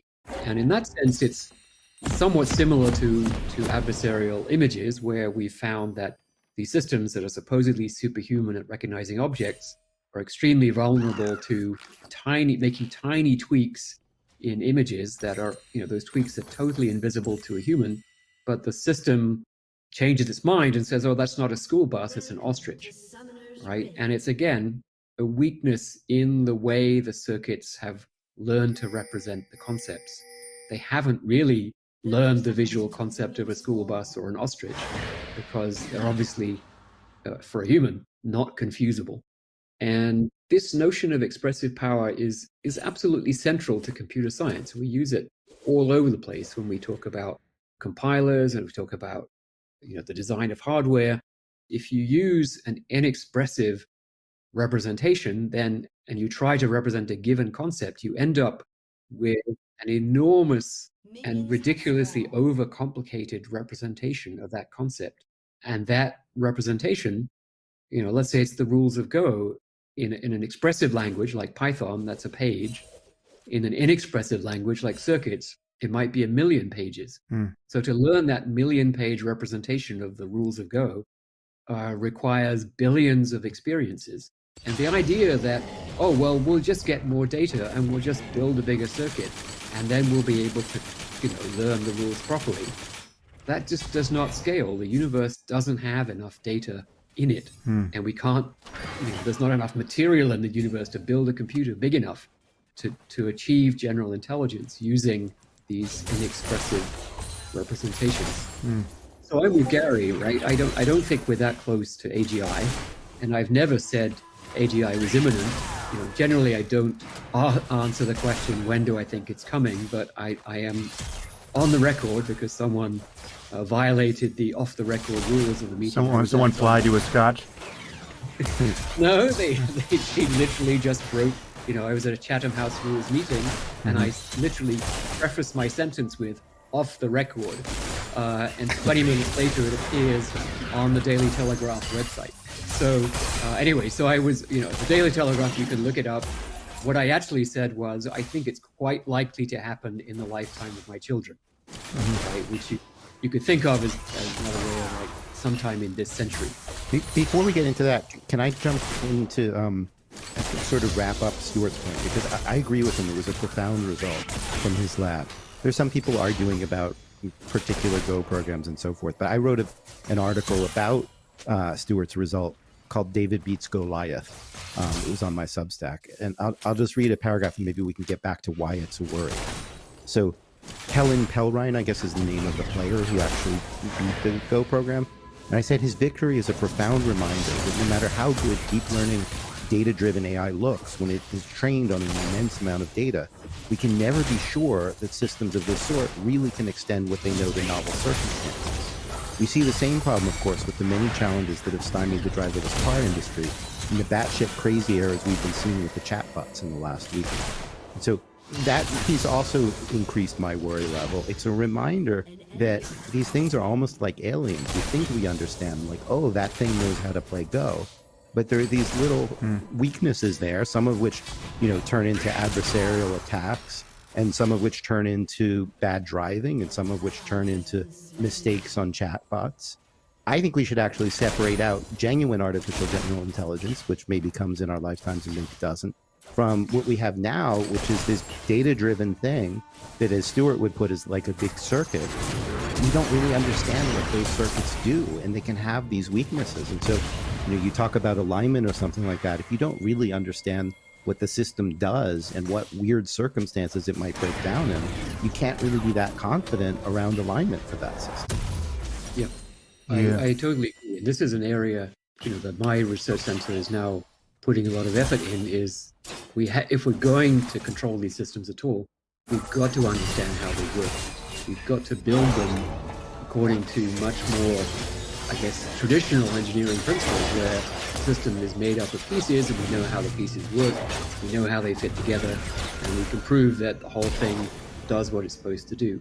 And there's plenty of technological elements available from the history of AI that I think can move us forward in ways where we understand what the system is doing. But I think the same thing is happening in GPT in terms of failure to generalize, right? So it's got millions of examples of arithmetic.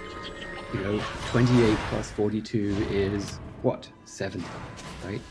And yet, despite having millions of examples, it's completely failed to generalize. So if you give it, a 3 or 4 digit addition problem that it hasn't seen before, and particularly ones that involve carrying, it fails. Right? So I think it can actually, just to be accurate, I think it can do 3 and 4 digit addition to some extent. It completely fails on multiplication of 3 or 4 digits. If we're talking about Minerva, which is like the state of the art. To some extent, yeah. But I think it works when you don't need to carry, because I think it has figured out that 8 plus 1 is 9. Because it's got a few million examples of that, but it when it involves carrying, or you get to more digits outside the training set, it hasn't extrapolated correctly. It hasn't learned. The same with chess. It's got lots and lots of grandmaster chess games in its database, but it thinks of the game as a sequence of of notation, like in A4, D6, knight takes C3, B3, B5. right? That's what a chess game looks like when you write it down as notation. It has no idea that that's referring to a chessboard with pieces on it. It has no idea that they're trying to checkmate each other. And you start playing chess with it, it'll just make an illegal move because it doesn't even understand what is going on at all. And the weird thing is that almost certainly the same thing is going on with all the other language generation that it's doing.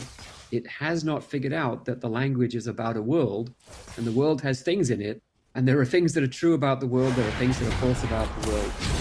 And you know, if I give my wallet to Gary, then Gary has my wallet, and if he gives it back to me, then I have it and he doesn't have it. It hasn't figured out any of that stuff.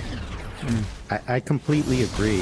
I think that people tend to anthropomorphize, and I'd actually needle Stewart a little bit and say he used words like think and figured out. These systems never think and figure out. They're just finding close approximations to the text that they've seen. And it's very hard for someone who's not tutored in AI to really get that, to look at it, see this very well-formed output, and realize that it's actually more like an illusion than something that really understands things. So Stewart is absolutely right. You know, it can talk about me having a wallet or whatever, but it doesn't know that there's a me out there, that there's a wallet out there. It's hard for people to grasp that, but that's the reality. And so when it gets the math problem right, people are like, it's got some math. And then it gets one wrong, they're like, oh, I guess I made a mistake. But really, it never got the math. It's just it finds some bit of text that's close enough some of the time that it happens to have the right answer and sometimes not. Well, I want to return to that point, but I think I need to back up for a second and define a couple of terms just so that we don't lose people. I realize I'm assuming a fair amount of familiarity with this topic from people who've heard previous podcasts on it, but it might not be fair. So quickly, we have introduced a few terms here. We've talked about narrow AI, general AI or AGI or artificial general intelligence, and superintelligence, and those are interrelated concepts. Stewart, do you just want to break those apart and suggest what we mean by them? Sure. So narrow AI is the easiest to understand because that typically refers to AI systems that are developed for one specific task. For example, playing Go or translating French into English or whatever it might be. And AGI, or artificial general intelligence, or sometimes called human-level artificial intelligence or general-purpose artificial intelligence, would mean AI systems that can quickly learn to be competent in pretty much any kind of task to which the human intellect is relevant, and probably a lot more besides. And then artificial superintelligence, or ASI, would mean systems that are far superior to humans in all these aspects. And I think there's just something worth mentioning briefly about narrow AI.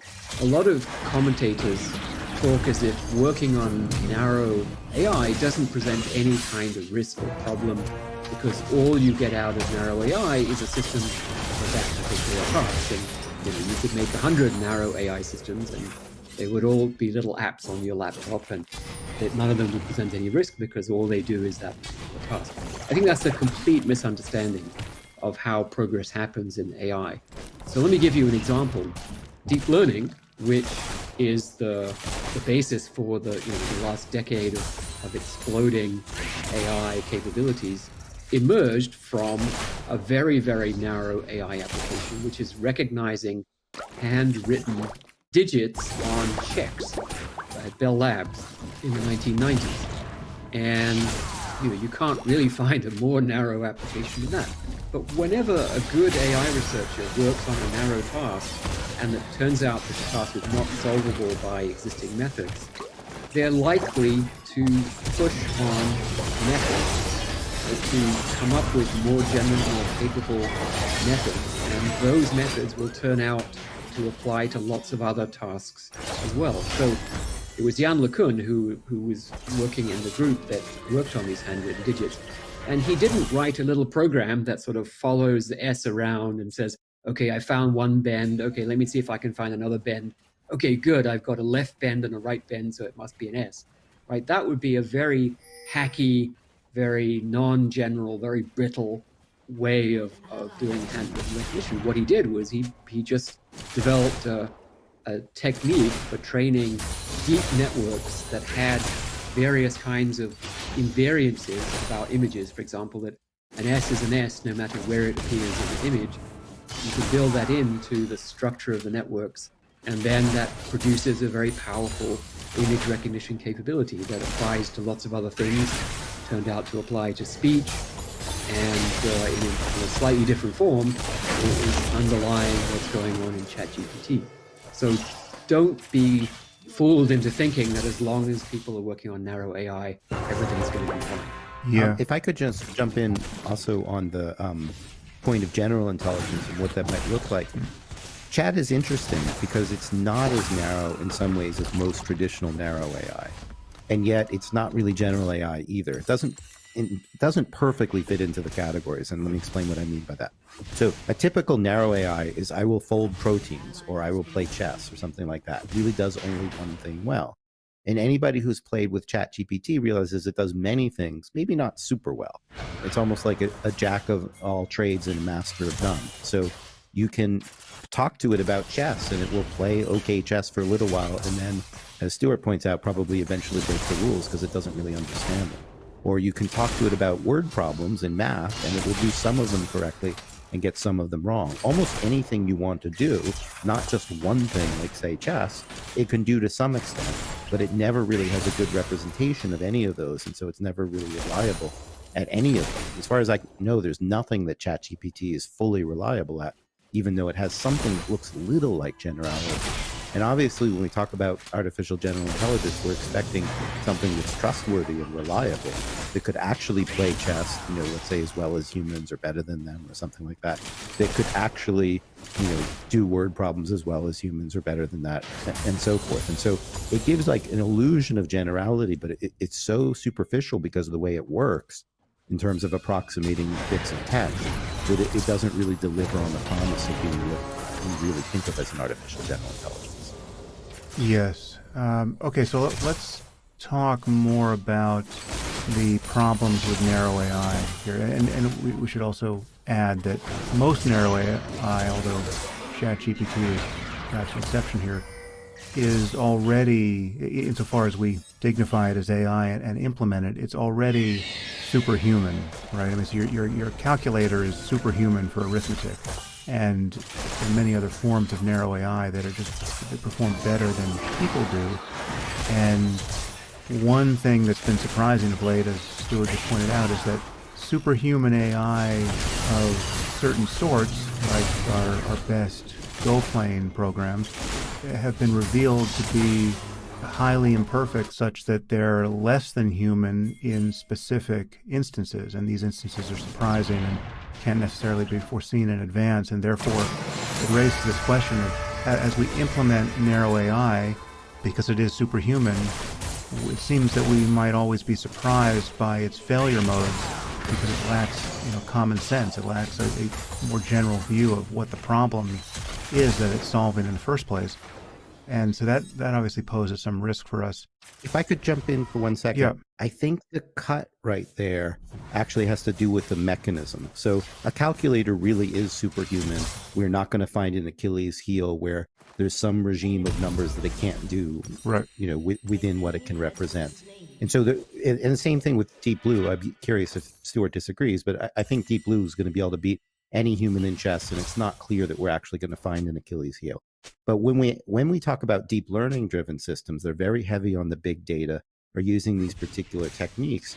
They often have a pretty superficial representation.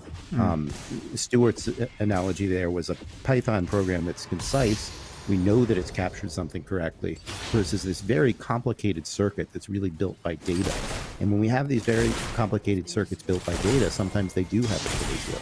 So some narrow AI, I think we can be confident of. So GPS systems that navigate turn by turn, there's some problems, like the map could be out of date, there could be a broken bridge, but basically we can trust the algorithm there. Whereas these Go things, we don't really know how they work. We kind of do. And it turns out sometimes they do have these Achilles heels that are in there. And those Achilles heels can mean different things in different contexts. So in one context, it means, well, we can beat it at Go, and it's a little bit surprising. In other contexts, it means that we're using it to drive a car, and there's a jet there, and it's not in the training set, and it doesn't really understand that you don't run into large objects. It doesn't know what to do with the jet. It actually runs into the jet. So that the weaknesses can manifest themselves in a lot of different ways. And some of what I think Stuart and I are both worried about is that the dominant paradigm of deep learning often has these kind of gaps in it. Sometimes I use the term pointillistic. They're like collections of many points in some cloud. And if you come close enough to the points in the cloud, they usually do what you expect. But if you move outside of it, sometimes people call it distribution shift, to a different point, then they're kind of unpredictable. So in the example of math that Stuart and I both like, it'll get a bunch of math problems that are kind of near the points in the cloud where it's got experience in. And then you move to 4-digit multiplication, and the cloud is sparser, and now you ask a point that's not next to a point that it knows about, it doesn't really work anymore. So this illusion, it learned multiplication. Well, no, it didn't. It just learned to jump around these points in this cloud. And that adds an enormous level of unpredictability that makes it hard for humans to reason about what these systems are going to do. And surely there are safety consequences that arise from that. And something else Stuart said that I really appreciated is, in the old days, in classical AI, we had engineering techniques around this. You built modules, you knew what the modules did. There were problems then too. I'm not saying it was all perfect. But the dominant engineering paradigm right now is just get more data if it doesn't work. And that's still not giving you transparency into what's going on. And it can be hard to debug. And so, okay, now you built this Go system and you discover it can't be humans doing this thing. What do you do? And now you have to collect some data pertaining to that. But is it going to be general? You kind of have no way to know. Maybe there'll be another attack tomorrow. And that's what we're seeing in the driverless car industry, is like, they're adversaries maybe of a different sort. They're not deliberate, but you find some error, and then people try to collect more data, but there's no systematic science there. Like, you can't tell me, are we a year away or 10 years away or 100 years away from driverless cars by kind of plotting out what happens, because most of what matters are these outlier cases. We don't have metrics around them. We don't have techniques for solving them. And so it's this very empirical, we'll try stuff out and hope for this best methodology. And I think Stuart was reacting to that before, and I certainly worry about that a lot, that we don't have a sound methodology where we know, hey, we're getting closer here, and we know that we're not going to ask them to before we get to where we want to be. Okay, so it sounds like you both have doubts as to whether or not the current path of reliance on deep learning and similar techniques to scale is not going to deliver us to the promised land of AGI, whether aligned with our interests or not. It's just we need more to actually be able to converge on something like general intelligence, because these networks, as powerful as they seem to be in certain cases, they're exhibiting obvious failures of abstraction, and they're not learning the way humans learn, and so we're discovering these failures, perhaps to the comfort of people who are terrified of the AGI singularity being reached. Again, I want to keep focusing on the problems and potential problems with narrow AI. So there's two issues here. There's narrow AI that fails, that doesn't do what it purports to do, and then there's just narrow AI that is applied in ways that prove pernicious, intentionally or not. Bad actors or good actors reaching unintended consequences. Let's focus on ChatGPT for another moment or so, or things like ChatGPT. Yeah, many people have pointed out that this seems to be potentially a thermonuclear bomb of misinformation, right? And we already have such an enormous misinformation problem just letting the apes concoct it. Now we have created a technology that makes the cost of producing nonsense, nonsense that passes for knowledge, almost go to zero. What are your concerns about where this is all headed, where narrow AI of this sort is headed in both of its failure modes? It's failure to do what it's attempting to do, that is, it's making inadvertent errors, or it's just this failure to be applied, ethically and wisely, and however effective it is, we plunge into the part of the map that is just, bursting with unintended consequences.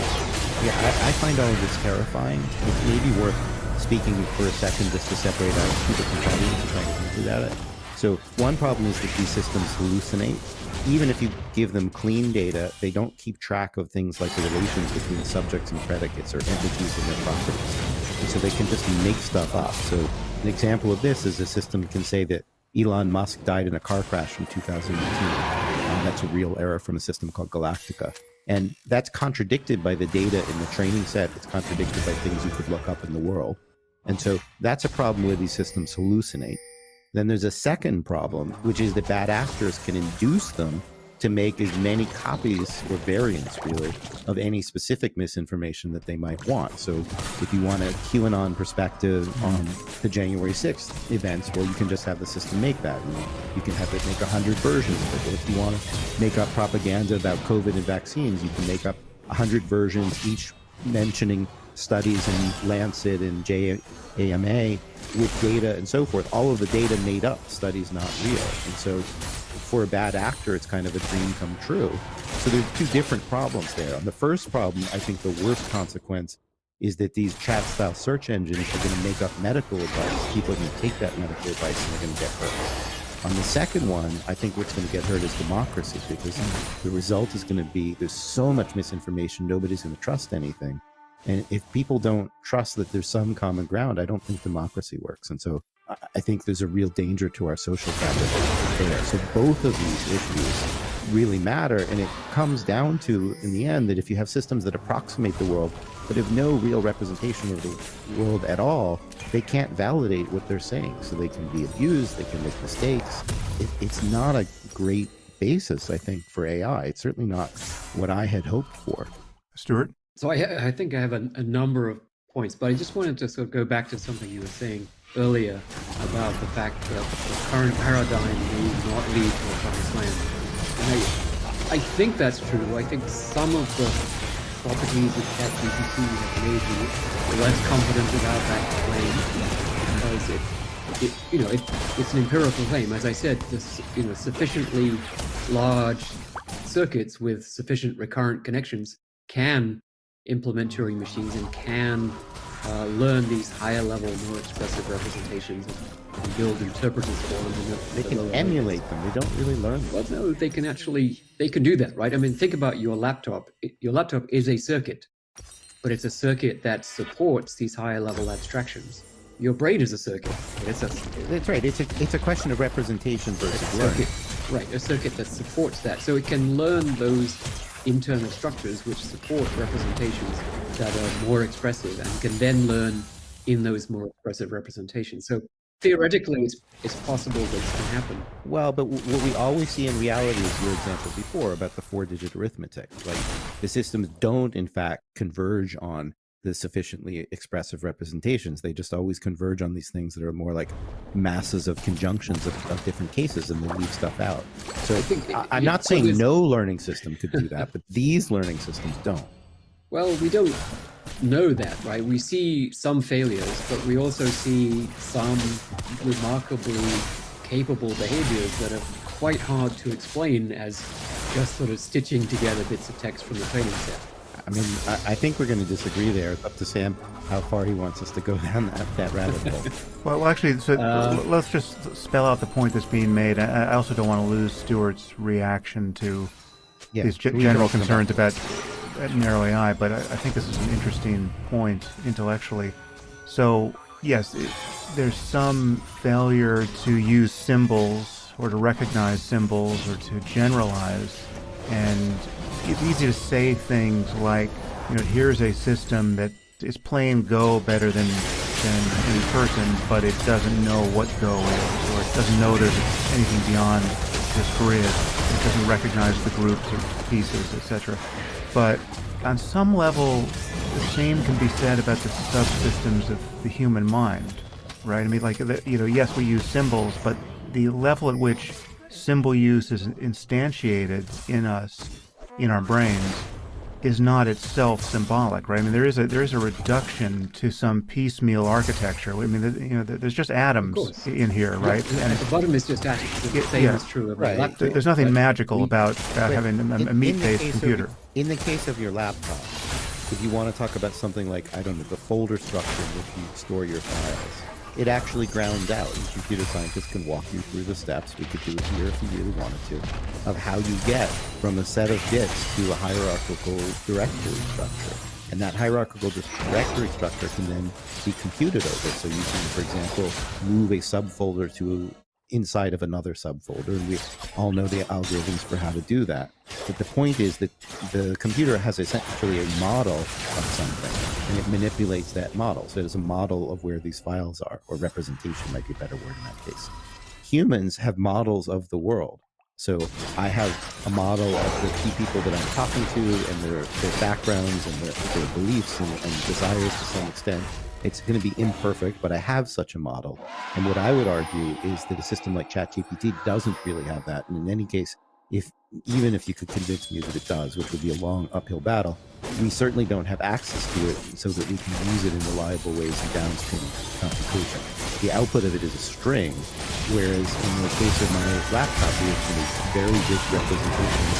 I'll ignore some stuff about virtual memory that make it a little bit complicated, and we can go dig in, and we know like what part of the representation stands for a file and what stands for a folder, and how to manipulate those and so forth. We don't have that in these systems. What we have is a whole bunch of parameters, a whole bunch of tasks, and we kind of hope for the best. Yeah, so I'm not disagreeing that we don't understand how it works, but by the same token, given that we don't understand how it works, it's hard to rule out the possibility that it is developing internal representational structures, which may be of a type that we wouldn't even recognize if we saw them. They're very different, and we have a lot of evidence that bears on us. For example, all of the studies of arithmetic, or John DeBook's work on reasoning, where control things the reasoning doesn't work properly.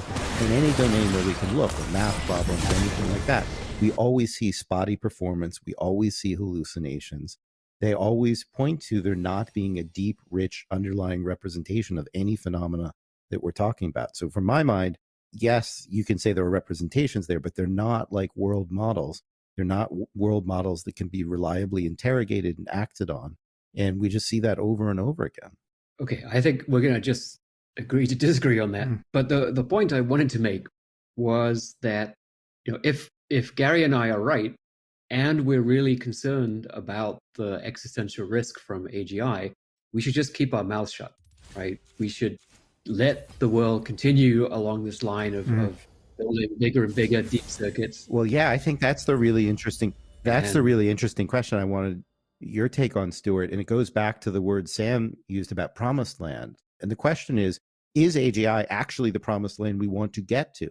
So I've kind of made the argument that we're living in a land of very unreliable AI, and said there's a bunch of consequences for that. Like, we have chat search, it gives bad medical advice, somebody dies.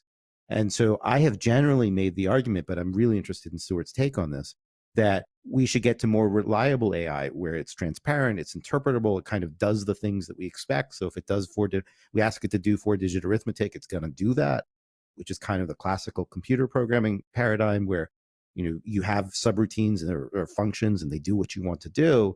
And so I'm kind of pushed towards, let's make the AI more reliable.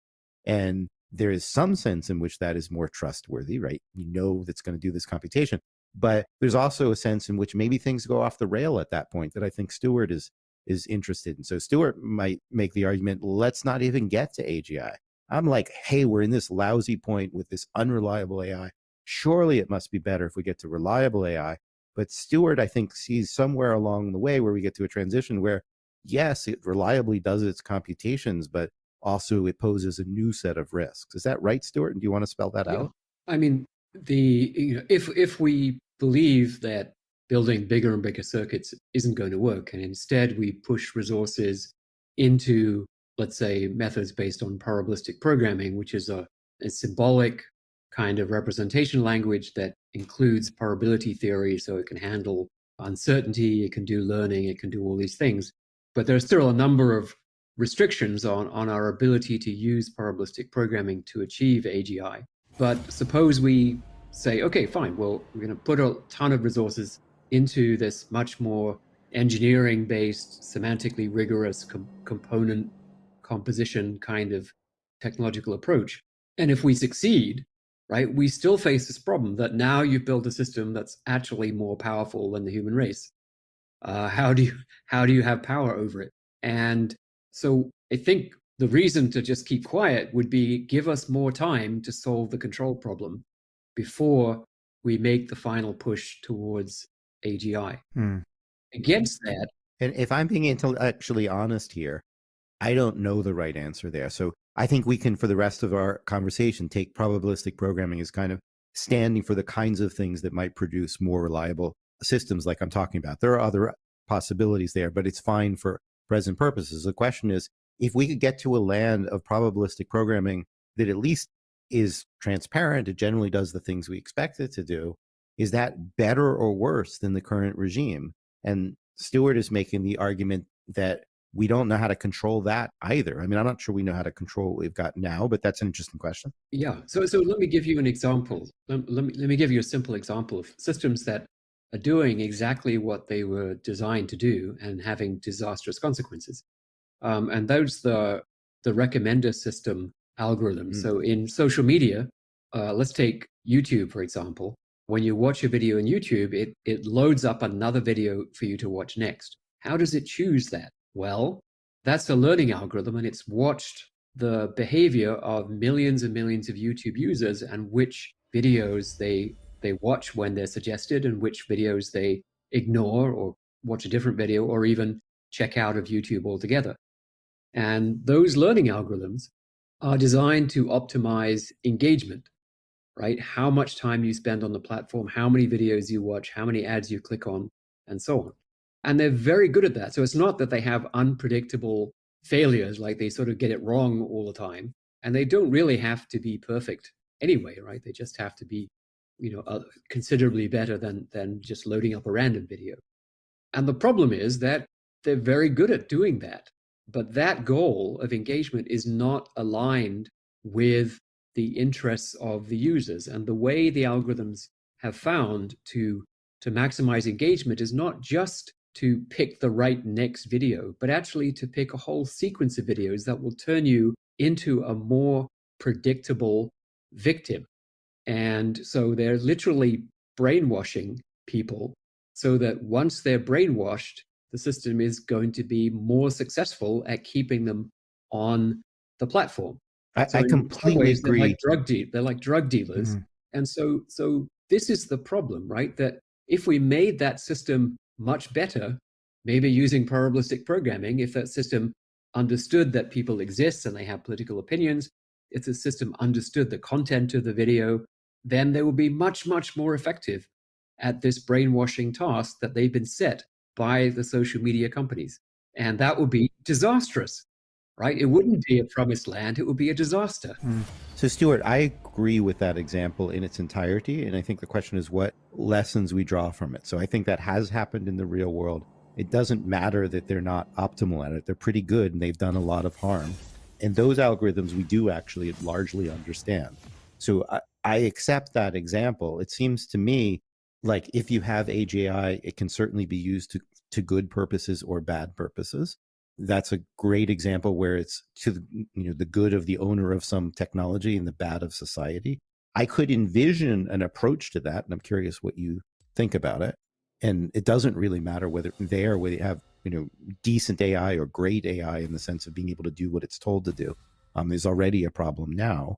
You could imagine systems that could compute the consequences for society, sort of Asimov's law approach, maybe taken to an extreme. They would compute the consequences of society and say, hey, I'm just not recommending that you do this. I mean, the strong version just wouldn't do it, and a weak version would say, hey, here's why you shouldn't do it. This is going to be the long-term consequence for democracy. That's not going to be good for your society. We have an axiom here that democracy is good. So, one possibility is to say, if we're going to build AGI, it must be equipped with the ability to compute consequences and represent certain values and reason over them. What's your take on that, Stuart? Well, that assumes that it's possible for us to write down, in some sense, the utility function of the human race. We can see the initial efforts there in how they've tried to put guardrails on ChatGPT, where you ask it to utter a racial slur, and it won't do it even if the fate of humanity hangs in the balance. right? So that like if insofar as yeah, I mean that's not really true. That's a particular example in a particular context. You can still But get the whatever point horrible thing you point want out of being, it. right? We've not been very successful. You know, we've been trying to write tax law for 6,000 years. Right. We still haven't succeeded in writing tax Yeah. law that doesn't have loopholes. Right, but so I mean, I always worry about a slippery slope argument at this point. So it is true, for example, that we're not going to get uniform consensus on values, that we've never made a tax code work, but I don't think we want anarchy either. And I think the state that we have now is either you have systems with no values at all that are really reckless, or you have the kind of guardrails based on reinforcement learning that are very sloppy and don't really do what you want to do. Or, in my view, we look behind door number 3, which is uncomfortable in itself, but which would do the best we can to have some kind of consensus values and try to work according to those consensus values. Well, I think there's a door number 4. And I don't think door number 3 works because really there are sort of infinitely many ways to write the wrong objective. And but only you can say that about society, and no, but we're not doing great, but we're better than anarchy. I mean, it's the Churchill line about democracy is the best of some lousy options we've tried. But that's because individual humans tend to be of approximately equal capability, and if one individual human starts doing really bad things, then the other ones sort of tend to react and squish them out. It doesn't always work. We've certainly had near total disasters, even with humans of average ability. But once we're talking about AI systems that are far more powerful than the entire human race combined, then the human race is in the position that, as Samuel Butler put it in 1872, that the beasts of the field are with respect to humans, that we would be entirely at their mercy. Can we separate two things, Stuart, before we go to door number 4? Yes. Which are intelligence and power. So I think, for example, our last president was not particularly intelligent. He wasn't stupid, but he wasn't the brightest in the world. But he had a lot of power, and that's what made him dangerous, was the power, not the sheer intellect. And so sometimes I feel like in these conversations, people confound superintelligence with what a system is actually enabled to do, with what it has access to do, and so forth. At least I think it's important to separate those two out. So I worry about even dumb AI like we have right now having a lot of power. Like there's a startup that wants to attach all the world's software to large language models, and there's a new robot company that I'm guessing is powering their humanoid robots with large language models. That terrifies me. Maybe not on the existential, threat to humanity level, but the level of there's going to be a lot of accidents because those systems don't have good models. So Gary, I completely agree, right? I mean, I wrote an op-ed called "We Need an FDA for Algorithms" about 6 years ago, I think.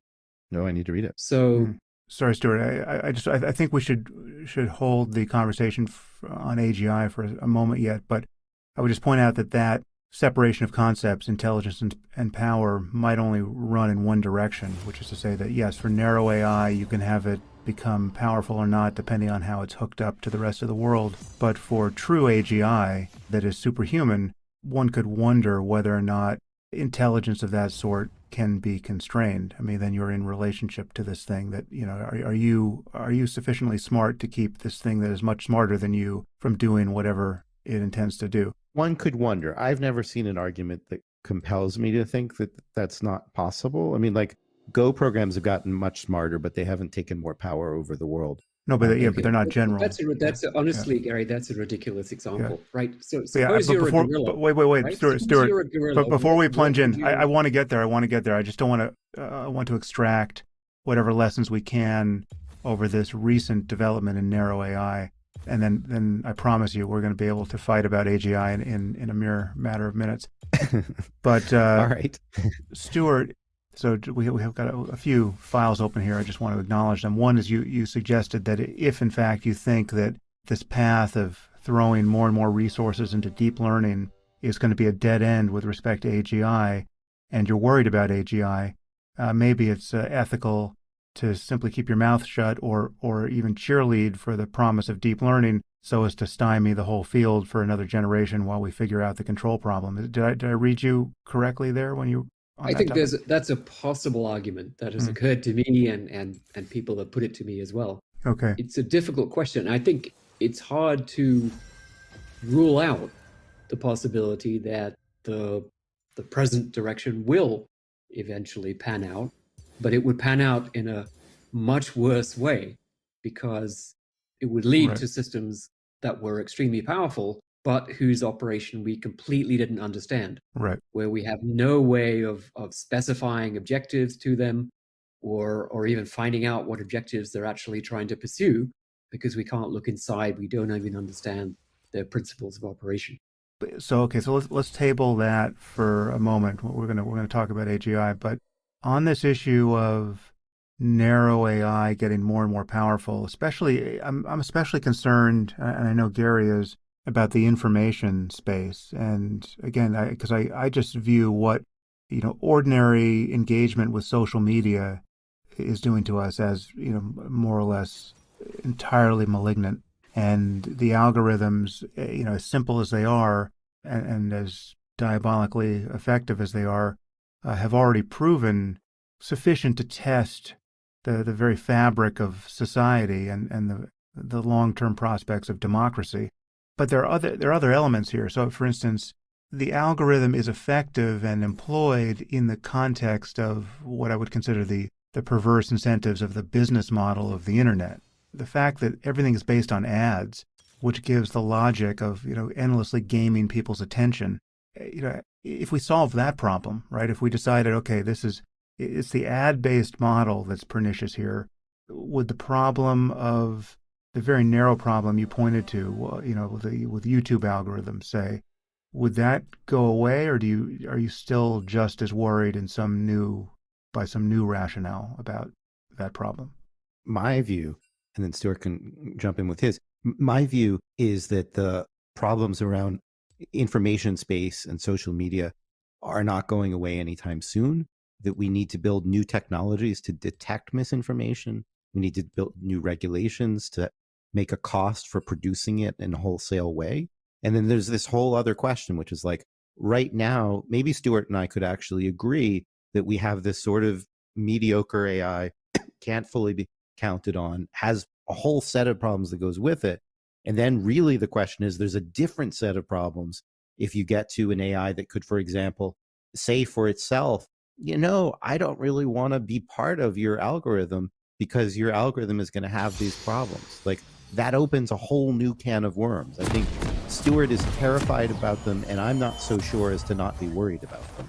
I'm a little bit less concerned than Stuart, but I can't in all intellectual honesty say that no problems lie there. I mean, maybe there are problems that lie there. So But long before we get an algorithm that can reflect in that way, just imagine a fusion of what we almost have with ChatGPT with deep fake video technology, right? So you can just get endless content that is a persuasive simulacrum of real figures saying crazy things. Yeah, I mean, this is minutes away, not years away. Yeah. I have an editor of the major paper. This is not an ordinary editor; it's a special role, but at a paper everybody knows. He read a debate that I got in on Twitter 2 days ago, where I said I'm worried about these things, and somebody said, it's not a problem. And he showed me how in like 4 minutes he could make a fake story about like Antifa protesters caused the January 6th thing using his company's templates and an image from Midjourney, and it looked completely authentic. Like, this can be done at scale right now.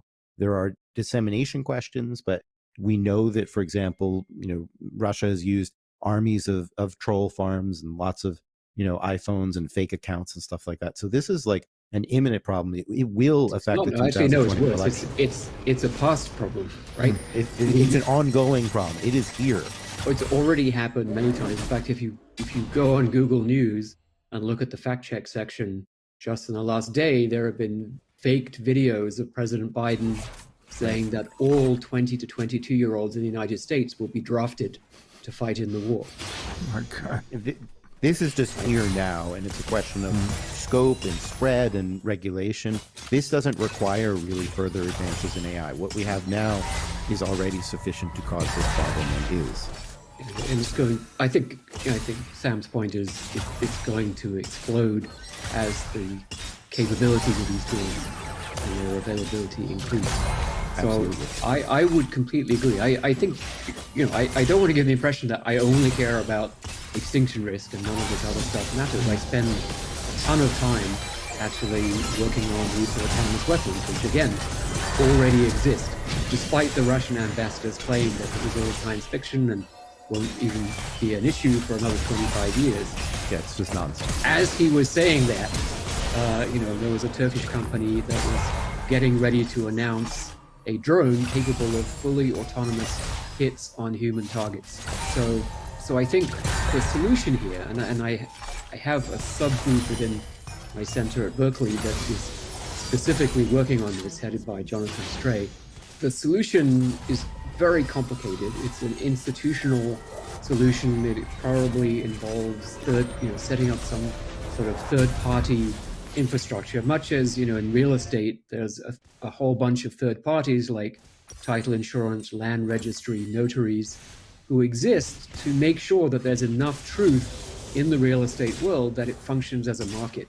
Same reason we have accountants and auditing in the stock market. So there's enough truth that it functions as a market. We just haven't figured out how to deal with this avalanche of disinformation and deepfakes, but it's going to require similar kinds of institutional solutions, and our politicians have to get their hands around this and make progress, because otherwise I seriously worry about democracies all over the world. The only thing I can add to what Stuart said is all of that with the word yesterday. Like, we don't have a lot of time to sort this out. If we wait till after the 2024 election, that might be too late.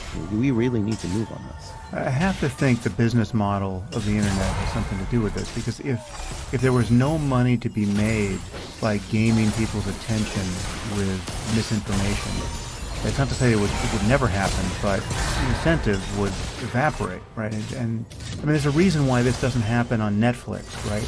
There's a reason why we're not having a conversation about how Netflix is destroying democracy in the way it serves up each new video to you.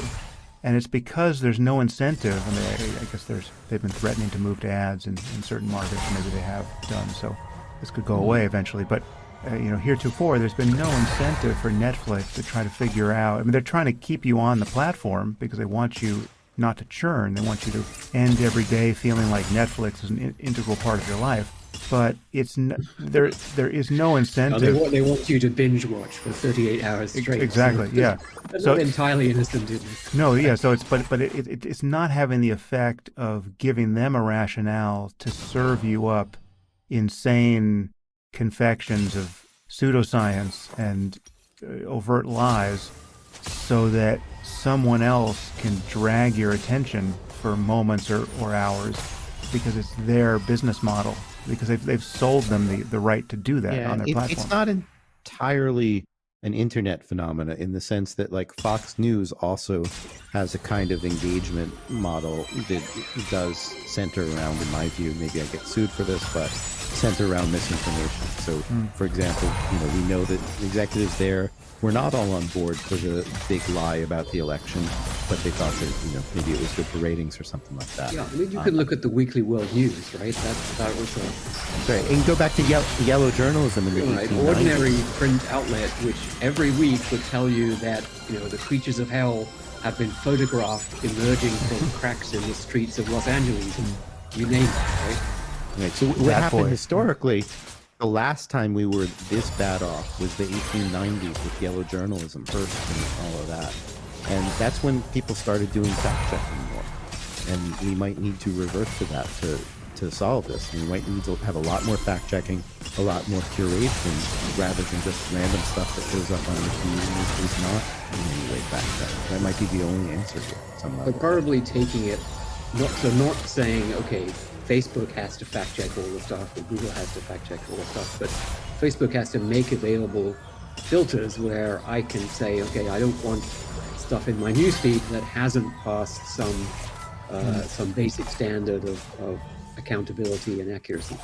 And it could be voluntary, right? There's a business model. So coming back to this business model question, I think that the tech companies are understanding that the digital banner ad has become pretty ineffective and advertisers are also starting to understand this. And I think when you look at the metaverse and say, well, what on earth is the business model here, right? Why are they spending billions and billions of dollars? And I went to a conference in South Korea where the business model was basically revealed by the previous speaker. He was an AI researcher who was very proud of being able to use ChatGPT-like technology, along with the fact that you're in the metaverse, so you have these avatars, to create fake friends.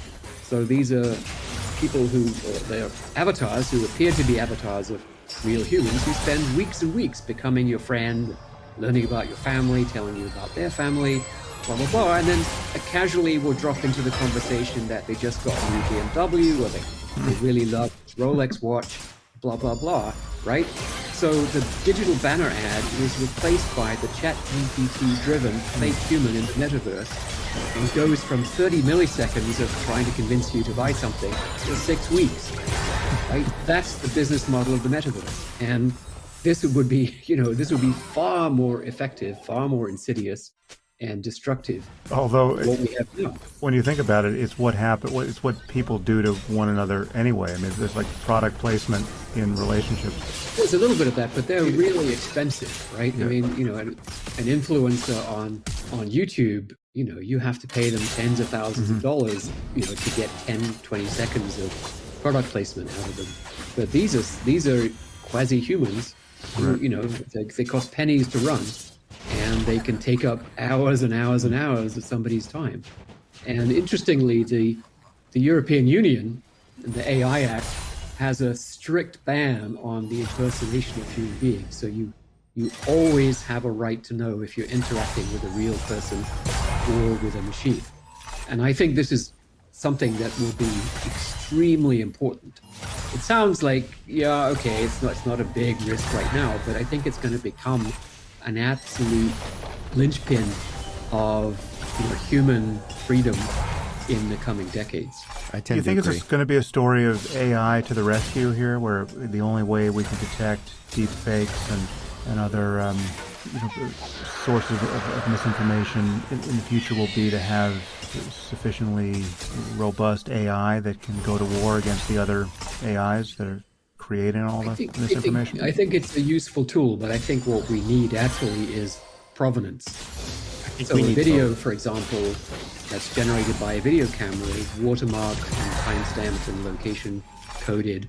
And so if a video is produced that doesn't have that, and it doesn't match up cryptographically with the real camera and so on, then it's just filtered out. So it's much more that it doesn't even appear unless it's verifiably real. It's not that you let everything appear and then you try to sort of take down the stuff that's fake. It's much more of a sort of positive permission to appear based on authenticated provenance. I think that's the right way to go. I think we should definitely do that for video. I think that for text, we're not going to be able to do it. People cut and paste things from all over the place. We're not really going to be able to track them. It's going to be too easy to beat the watermark schemes. We should still try, but I think we're also going to need to look at content and do the equivalent of fact-checking. And I think that AI is important because the scale is going to go up and we're not going to have enough humans to do it. We're probably going to need humans in the loop. I don't think we can do it fully by machine, but I think that it's going to be important to develop new technologies to try to evaluate the content and try to validate it in something like the way that a traditional fact-checker might do. Okay, how... Yeah, I mean, I think the text is probably more validation of sources. So, at least until recently, there are trusted sources of news, and we trust them because if a journalist was to generate fake news, they would be found out and they would be fired. And I think we could probably get agreement on certain standards of operation of that type. And then if the platforms provide the right filters, then I can simply say I'm not interested in news sources that don't subscribe to these standardized principles of operation. I'm less optimistic about that particular approach because we've had it for several years and most people just don't seem to care anymore. In the same way that most people don't care about privacy anymore, most people just don't care that much about sources. I would like to see educational campaigns to teach people AI literacy and web literacy and so forth, and hopefully we make some progress on that. I think labeling particular things as being false, or I think the most interesting ones are misleading, has some value in it. So a typical example of something that's misleading is if Robert Kennedy says that somebody took a COVID vaccine and then they got a seizure, the facts might be true, but there's an invited inference that taking COVID vaccines is bad for you. And there's lots of data that show on average it's good for you. And so I think we also need to go to the specific cases, in part because lots of people say some things that are true and some that are false. I think we're going to need to do some addressing of specific content and educating people through labels around them about how to reason about these things. Okay, gentlemen, AGI alignment and the control problem. Let's jump in. So Gary, early on you said something skeptical about this being a real problem because you didn't necessarily see that AGI could ever form the motivation to be hostile to humanity. And this echoes something that many people have said. Certainly Steve Pinker has said similar things. And I think that is, I'll put words into Stuart's mouth and then let him complete the sentence. I think that really is a red herring at this point, or a straw man version of the concern. It's not a matter of our robot overlords spontaneously becoming evil.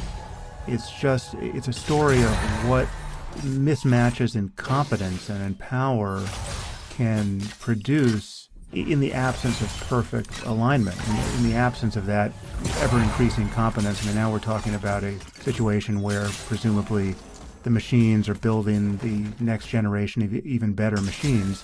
The question is, if they're not perfectly aligned with our interests, which is to say, if human well-being isn't their paramount concern, even as they outstrip us in every conceivable or every relevant cognitive domain, they can begin to treat us spontaneously based on goals that we can no longer even contemplate, the way we treat every other animal on Earth that can't contemplate the goals we have formed, right? So it's not that we have to be hostile to the creatures of the field or the ants, that are walking across our driveways, but it's just that the moment we get it into our heads to do something that ants and farm animals can't even dimly glimpse, we suddenly start behaving in ways that are totally inscrutable to them, but also totally destructive of their lives. And just by analogy, it seems like we may create the very entities that would be capable of doing that to us. Maybe I didn't give you much of the sentence to finish, Stuart, but weigh in and then let's give it to Gary. Yeah, I mean, there are a number of variations on this argument. So Steve Pinker says, there's no reason to create the alpha male AI. If we just build AI along more feminine lines, it'll have no incentive to take over the world. Jan LeCun says, well, there's nothing to worry about. You just don't have to build in instincts like self-preservation. And I made a little grid world, MDP, which is a Markov decision process. So it's just a little grid where the AI system has to go and fetch the milk from, a few blocks away. And on one corner of the grid, there's a bad person who wants to steal the milk. And so what does the AI system learn to do? It learns to avoid the bad person, go to the other corner of the grid to go fetch the milk, so that there's no chance of being intercepted. And we didn't put self-preservation in at all. The only goal the system has is to fetch the milk. And self-preservation follows as a sub-goal, right? Because if you're intercepted and killed on the way, then you can't fetch the milk. So this is an argument that a 5-year-old can understand, right? The real question in my mind is, why are extremely brilliant people like Jan LeCun and Steven Pinker not able... Pretending not to understand. Right, or pretending. I think there's some motivated cognition going on. I think there's a self-defense mechanism that kicks in when your whole being feels like it's under attack, because you, in the case of Jan, devoted his life to AI. In the case of Steven, his whole thesis these days is that progress in technology has been good for us, and so he doesn't like any talk that progress in technology could perhaps end up being bad for us. And so you go into this defense mode where you come up with any sort of argument. And I've seen this with AI researchers. They immediately go to, oh, well, there's no need to worry. We can always just switch it off, right? As if a super intelligent AI would never have thought of that possibility. It's kind of like saying, oh, we can easily beat Deep Blue and all these other chess programs. We just played the right moves. What's the problem? It's a form of thinking that makes me worry even more about our long-term prospects, because it's one thing to have technological solutions, but if no one is willing to accept that there's a real risk here, and we saw the same thing in the nuclear industry, right? Yeah, I would say the anti-nuclear movement was strident and not always technically well informed, but I was a physics student at the time, and I went into that mode. Like, of course, nuclear power is safe. There's no real risk, etc. And the nuclear industry basically became more and more convinced of its own rightness and less willing to countenance the possibility that, in fact, it was not capable of running these plants in a safe way, which turned out to be the case, as we saw with Chernobyl. So I think this is, this is what's going on, and I hope that we can convince people. I found that one-on-one people are convincible, and they will eventually acknowledge that, yes, of course, there's a real issue. And of course, let's test that thesis, because we've got 2-on-1 here. Gary, are you convincible? I might be. I mean, the first thing that I want to say is that I'm actually somewhere in between on this. So I absolutely see Pinker's arguments about motivation, and we would prefer, I mean, let's not be too sexist here, but we would prefer, let's say, the stereotype of the female approach to the male approach. We would not like our robots to be aggressive and territorial. We don't necessarily have to build them in such a way. I think that there's some value to that. I think there's some value in being worried too. I think that there are a lot of unknowns here. There's a famous Rumsfeld thing about unknown unknowns. We are filled with unknown unknowns. We don't really have anything like AGI right now that we are experimenting on, and we don't know exactly what's going to constrain it. I think the thing that is missing for me in Stuart's argument, and let me say that I would not bet the species on Stuart being wrong. I think we definitely need people to investigate the line of argument that he's developing. Part of it is a balance thing, like how much energy do we put towards short-term problems that we know that are real versus long-term problems that could be serious, and we're not quite sure how to estimate their probabilities. So there's some question there, but I think unquestionably we should be studying these possibilities, and we should have better answers than we have now. I still have not personally seen the scenario that convinces me that we couldn't just turn off the machine, for example. I know there's lots of discussion about that. The thing that's most important to me, though, is that I feel like most of the discussions assume that whatever the AI will do will be implicit, and there'll be no explicit representation of our values. I think that's a disaster to only have things implicit, whether you do it with implicit reinforcement learning, which is something that Stuart has played around with, or whether you do the kinds of things that people are doing right now to train the chatbots, where there isn't really good explicit representation. But Gary, if you don't mind my just interrupting briefly, actually most of the scenarios that I've seen involve explicit goals, but misspecified goals. And look at the social media. I don't think that Facebook's goal was in fact to destroy all the democracies that they operate in. Sure. But they specified an objective, and it turned out that optimizing that objective was catastrophic. And we have mathematical theorems showing that if you, for example, if you have a real objective that includes 250 terms and you leave out 3 of them, what happens is the optimizing system will use those 3 and set them to extreme values to squeeze a little bit more juice out of the other 247. So Stuart, I'm not unaware of that kind of issue. The particular example you gave with the milk was one where there were not explicit values there, or at least a bunch of explicit values that you might imagine were not represented. So I'm completely with you in worrying about, for example, the incomplete specification problem. I'm completely with you in worrying about misalignment when there's a lot of specification and not much. I think we have a problem, but I think that the answer is to actually make sure that the values that are important to us really are represented. That values like preserve human. But let me just add something here, because I feel like there's a whole part of the map that's being ignored here.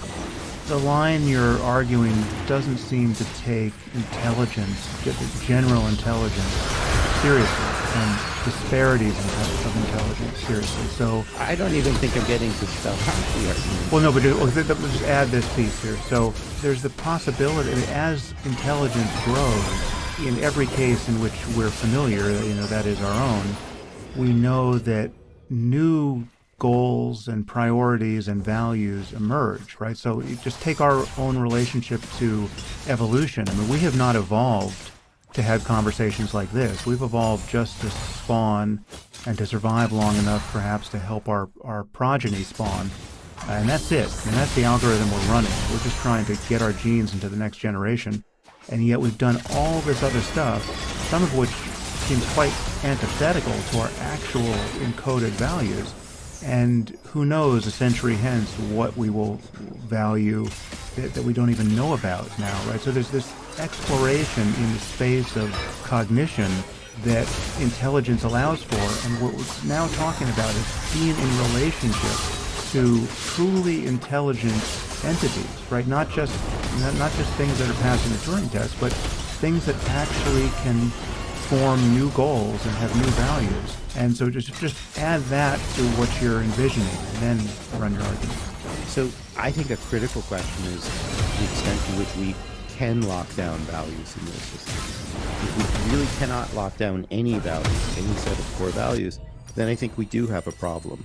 If not with spontaneous stuff, with abuse of those systems by bad actors, which is something we haven't talked about too much, but is obviously a looming background issue. If we can lock down some values, then the systems might be precluded from contemplating things that are at odds with those core values. And so I think the argument comes down to, is it possible to lock down core values? Are those core values, if we lock them down, sufficient to prevent the kinds of optimizations that we don't want, where we get turned into paperclips? The paperclip example itself always seems silly to me, because it seems like, well, why can't you just represent explicitly the value of human life? And then if you do, then that one just gets ruled out as being at odds with the axioms. So you have to either give a story where the system is not subject to the axioms, and people have certainly tried to do that, or the story goes away. But what I often hear is people that I think are locked in the current machine learning mindset, where there are no innately given values at all. Everything emerges from learning and data. And yeah, that's a mess. I mean, that's a totally unconstrained mess. We can't even get it to work for arithmetic. I certainly don't want to use it for values. And all the messes of ChatGPT are an illustration of that. So it's really a question about innateness and values and whether we could do that. So I think the point you made, the way you said it, right? Can we lock down some of the core values? Well, perhaps we can, but I mean, surely we should be having a research effort around that. Let's put it a different way. There is a research effort. I mean, so that's part of what we're trying to do at Chai. There's for somewhat different reasons, more public policy reasons. There's an entire journal of well-being which tries to figure out how do we actually nail down the well-being means. Right, but then the question is how you implement them in the machine, right? Right. So there's real questions about how to do this. So, Gary, my point is not that we should all give up. Right? I'm saying there are hard problems to solve. I think, and this is the premise for my whole research center, is I think they are solvable, but not by 2 or 3 methods, right? Not by saying, oh, we'll just write down the human objective function and make the machine optimize that, right? The problem is precisely, as happened with social media, right? But now you're actually contradicting yourself. They thought this is, no, I'm not. They thought this. Well, you're saying that it's okay to have your well-being journal, to document these values, and to think about how to implement them, and then you're saying, but that's not the answer, and that's not going to do us any good. So I didn't say it wouldn't do us any good. It'll do us some good, but it's not the answer. How much good will it do us? I mean, in a way, that's the core question in my mind: is that a pursuable approach, and how far will it get us? And what else would we need to do? I feel like at least maybe we could agree. We have to, because of the same thing as happens with with tax law and loopholes, right? You can. But no, I mean, so this is where I think it's a slippery slope argument. So yes, the tax code is imperfect, but we have a lot of agreement around it. It's not perfect. Everybody agrees that murder is limited in, most circumstances we will not tolerate it and so forth. So it's a slippery slope argument to say, because I can find a periphery of cases where we don't have agreement, that there's nothing to be said there. And I think we can agree that it's actually understudied how we could get machines to explicitly implement values. There's only been a few kind of toy experiments around that.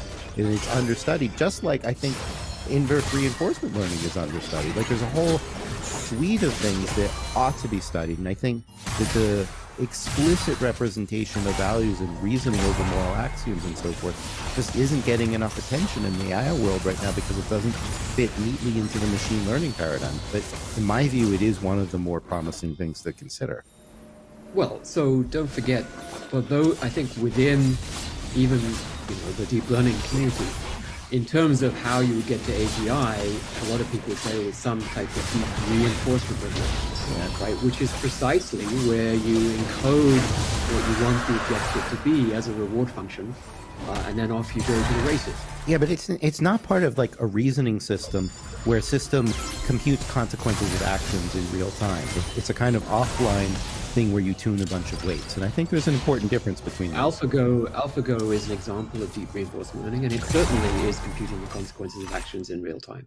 So I mean, nobody's doing that where you can. I mean, trolley problems are sort of a silly example, but just because they're known, I'll just use it. Nobody is building a system that can actually reason about the consequences of a trolley problem in real time with respect to a set of moral axioms and some known set of mathematics. Or forget the trolley problems if you don't like them, but just everyday decisions like is it okay to steal the medicine in order to make this person survive? Okay, but that's not what we're talking about, right? So deep reinforcement learning includes systems that reason over future courses of action and evaluate the desirability of those future courses of action. Over Go positions, but not an open-ended real world. But in terms of the technology, right? If you wanted to build that technology doesn't work in open-ended real world problems. It doesn't. I mean, it doesn't work for anything really in the open-ended real world. It's not a good approach to this problem. But that's a separate question, though. I mean, but it's not. I mean, what I'm saying is, does it not work because we can't specify the reward function correctly? Well, it's also because there's always distribution shift problems with there, and you're never really doing the deep reasoning. That's why you were able to beat the Go program. But same reason you could beat the Go program, any ethical system. Okay, but but Gary, that's an orthogonal issue, right? We're going to take for granted that some technology is going to achieve AGI. Yeah. And the question is, do we think that simply by specifying the reward function by hand, that's going to be enough to make sure that everything goes well? And I'm trying to get you, Stuart, to think about the problem slightly differently. So, yes, you can do things with reward functions, but we should be thinking about systems that reason over moral axioms. It's just not being explored right now, or at least not at any kind of scale. So moral axioms such as? Don't kill people, don't allow humans to come to harm, don't do things that damage their physical bodies, that kind of stuff. Yeah, but these are... Yeah, but there are exceptions to all of those axioms, right? If you read... You need a defeasible reasoning system just like we need for almost anything else. We're in an AI paradigm right now where we don't do much reasoning. So when ChatGPT decides, so to speak, whether or not to say a particular thing, it's not really reasoning over the principles, and that's why you get ridiculous answers like when I asked it, what would be the gender of the first female president? They told me it couldn't answer. Like, it's not actually reasoning over... No, we all agree. Yes. It's not reasoning. I'm saying let's so, but everybody's imagining an AGI system that can't reason either. Like, I'm not saying that, Gary. You're just putting words you in my mouth. You aren't, Stuart, but I think a lot of people are. I think a lot of people see the current paradigm and the way it's kind of driven by data. It doesn't really reason, and they carry that over to their thinking through of these scenarios. And what I'll ask you, I guess, put it this way, Stuart, is if you had a reasoning system, and I think you actually agree with me that an AGI system would be a reasoning system, could represent axioms, Gary, could do it in a feasible way. Just let me pose the question. For 30 years, right? Why would I think that AI doesn't involve reasoning? The current paradigm just doesn't, empirically. Okay, but that's a red herring. But wait, Gary, let me just... I was posing a... I just want to put this back on... I want to ask... Okay, don't forget your hypothetical. I just want to try to get this back on track. Let's stipulate a few things. One, we're stipulating that true AGI is possible, and that requires only precious few assumptions. One assumption is substrate independence, right? We can do this in silico. There's no law of nature that requires that a computer be made of meat, right? So fully agree. Given that very parsimonious assumption, eventually we will be able to build, or at least it is possible to build, a machine that is truly intelligent and open-ended and autonomous and self-improving, right, in a way that we are not. And the crucial question here is it conceivable that the values of such a system that continues to proliferate its intelligence, right, generation after generation, and is in the first generation more competent at every relevant cognitive task than we are, is it possible to lock down its values such that it could remain perpetually aligned with us and not discover other goals, however instrumental, that suddenly put us at cross purposes? And that seems like a very strange thing to be confident about. I didn't say I was absolutely confident. Well, I would be surprised if in principle something didn't just rule it out. But at best it seems like a far-fetched possibility. We have to be careful about you could consider the possibility, conceive, and so forth. I can conceive of a scenario in which we build self-improving machines and the values grow. I can conceive of a world in which we decide that we don't want self-improving machines, or that we put restrictions on the ways in which they self-improve, precisely because we are worried about these things.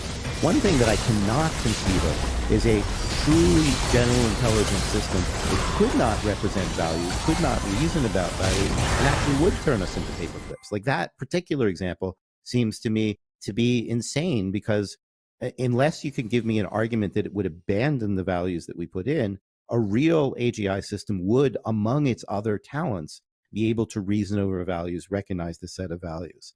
Well, it would have to. Then it becomes a question about drift in the values and what. So I mean, your assumption is that we have built in a set of values that prevent the AI system from taking any course of action that deviates significantly from what humans want the future to be like. Let's say the values rather than the course of action. Like, let's be careful about where the restraint is. But yes, I'm envisioning that's exactly a system. what I said. I said that you've put in the values in such a way that the AI system will not deviate significantly from the future that the humans want, right?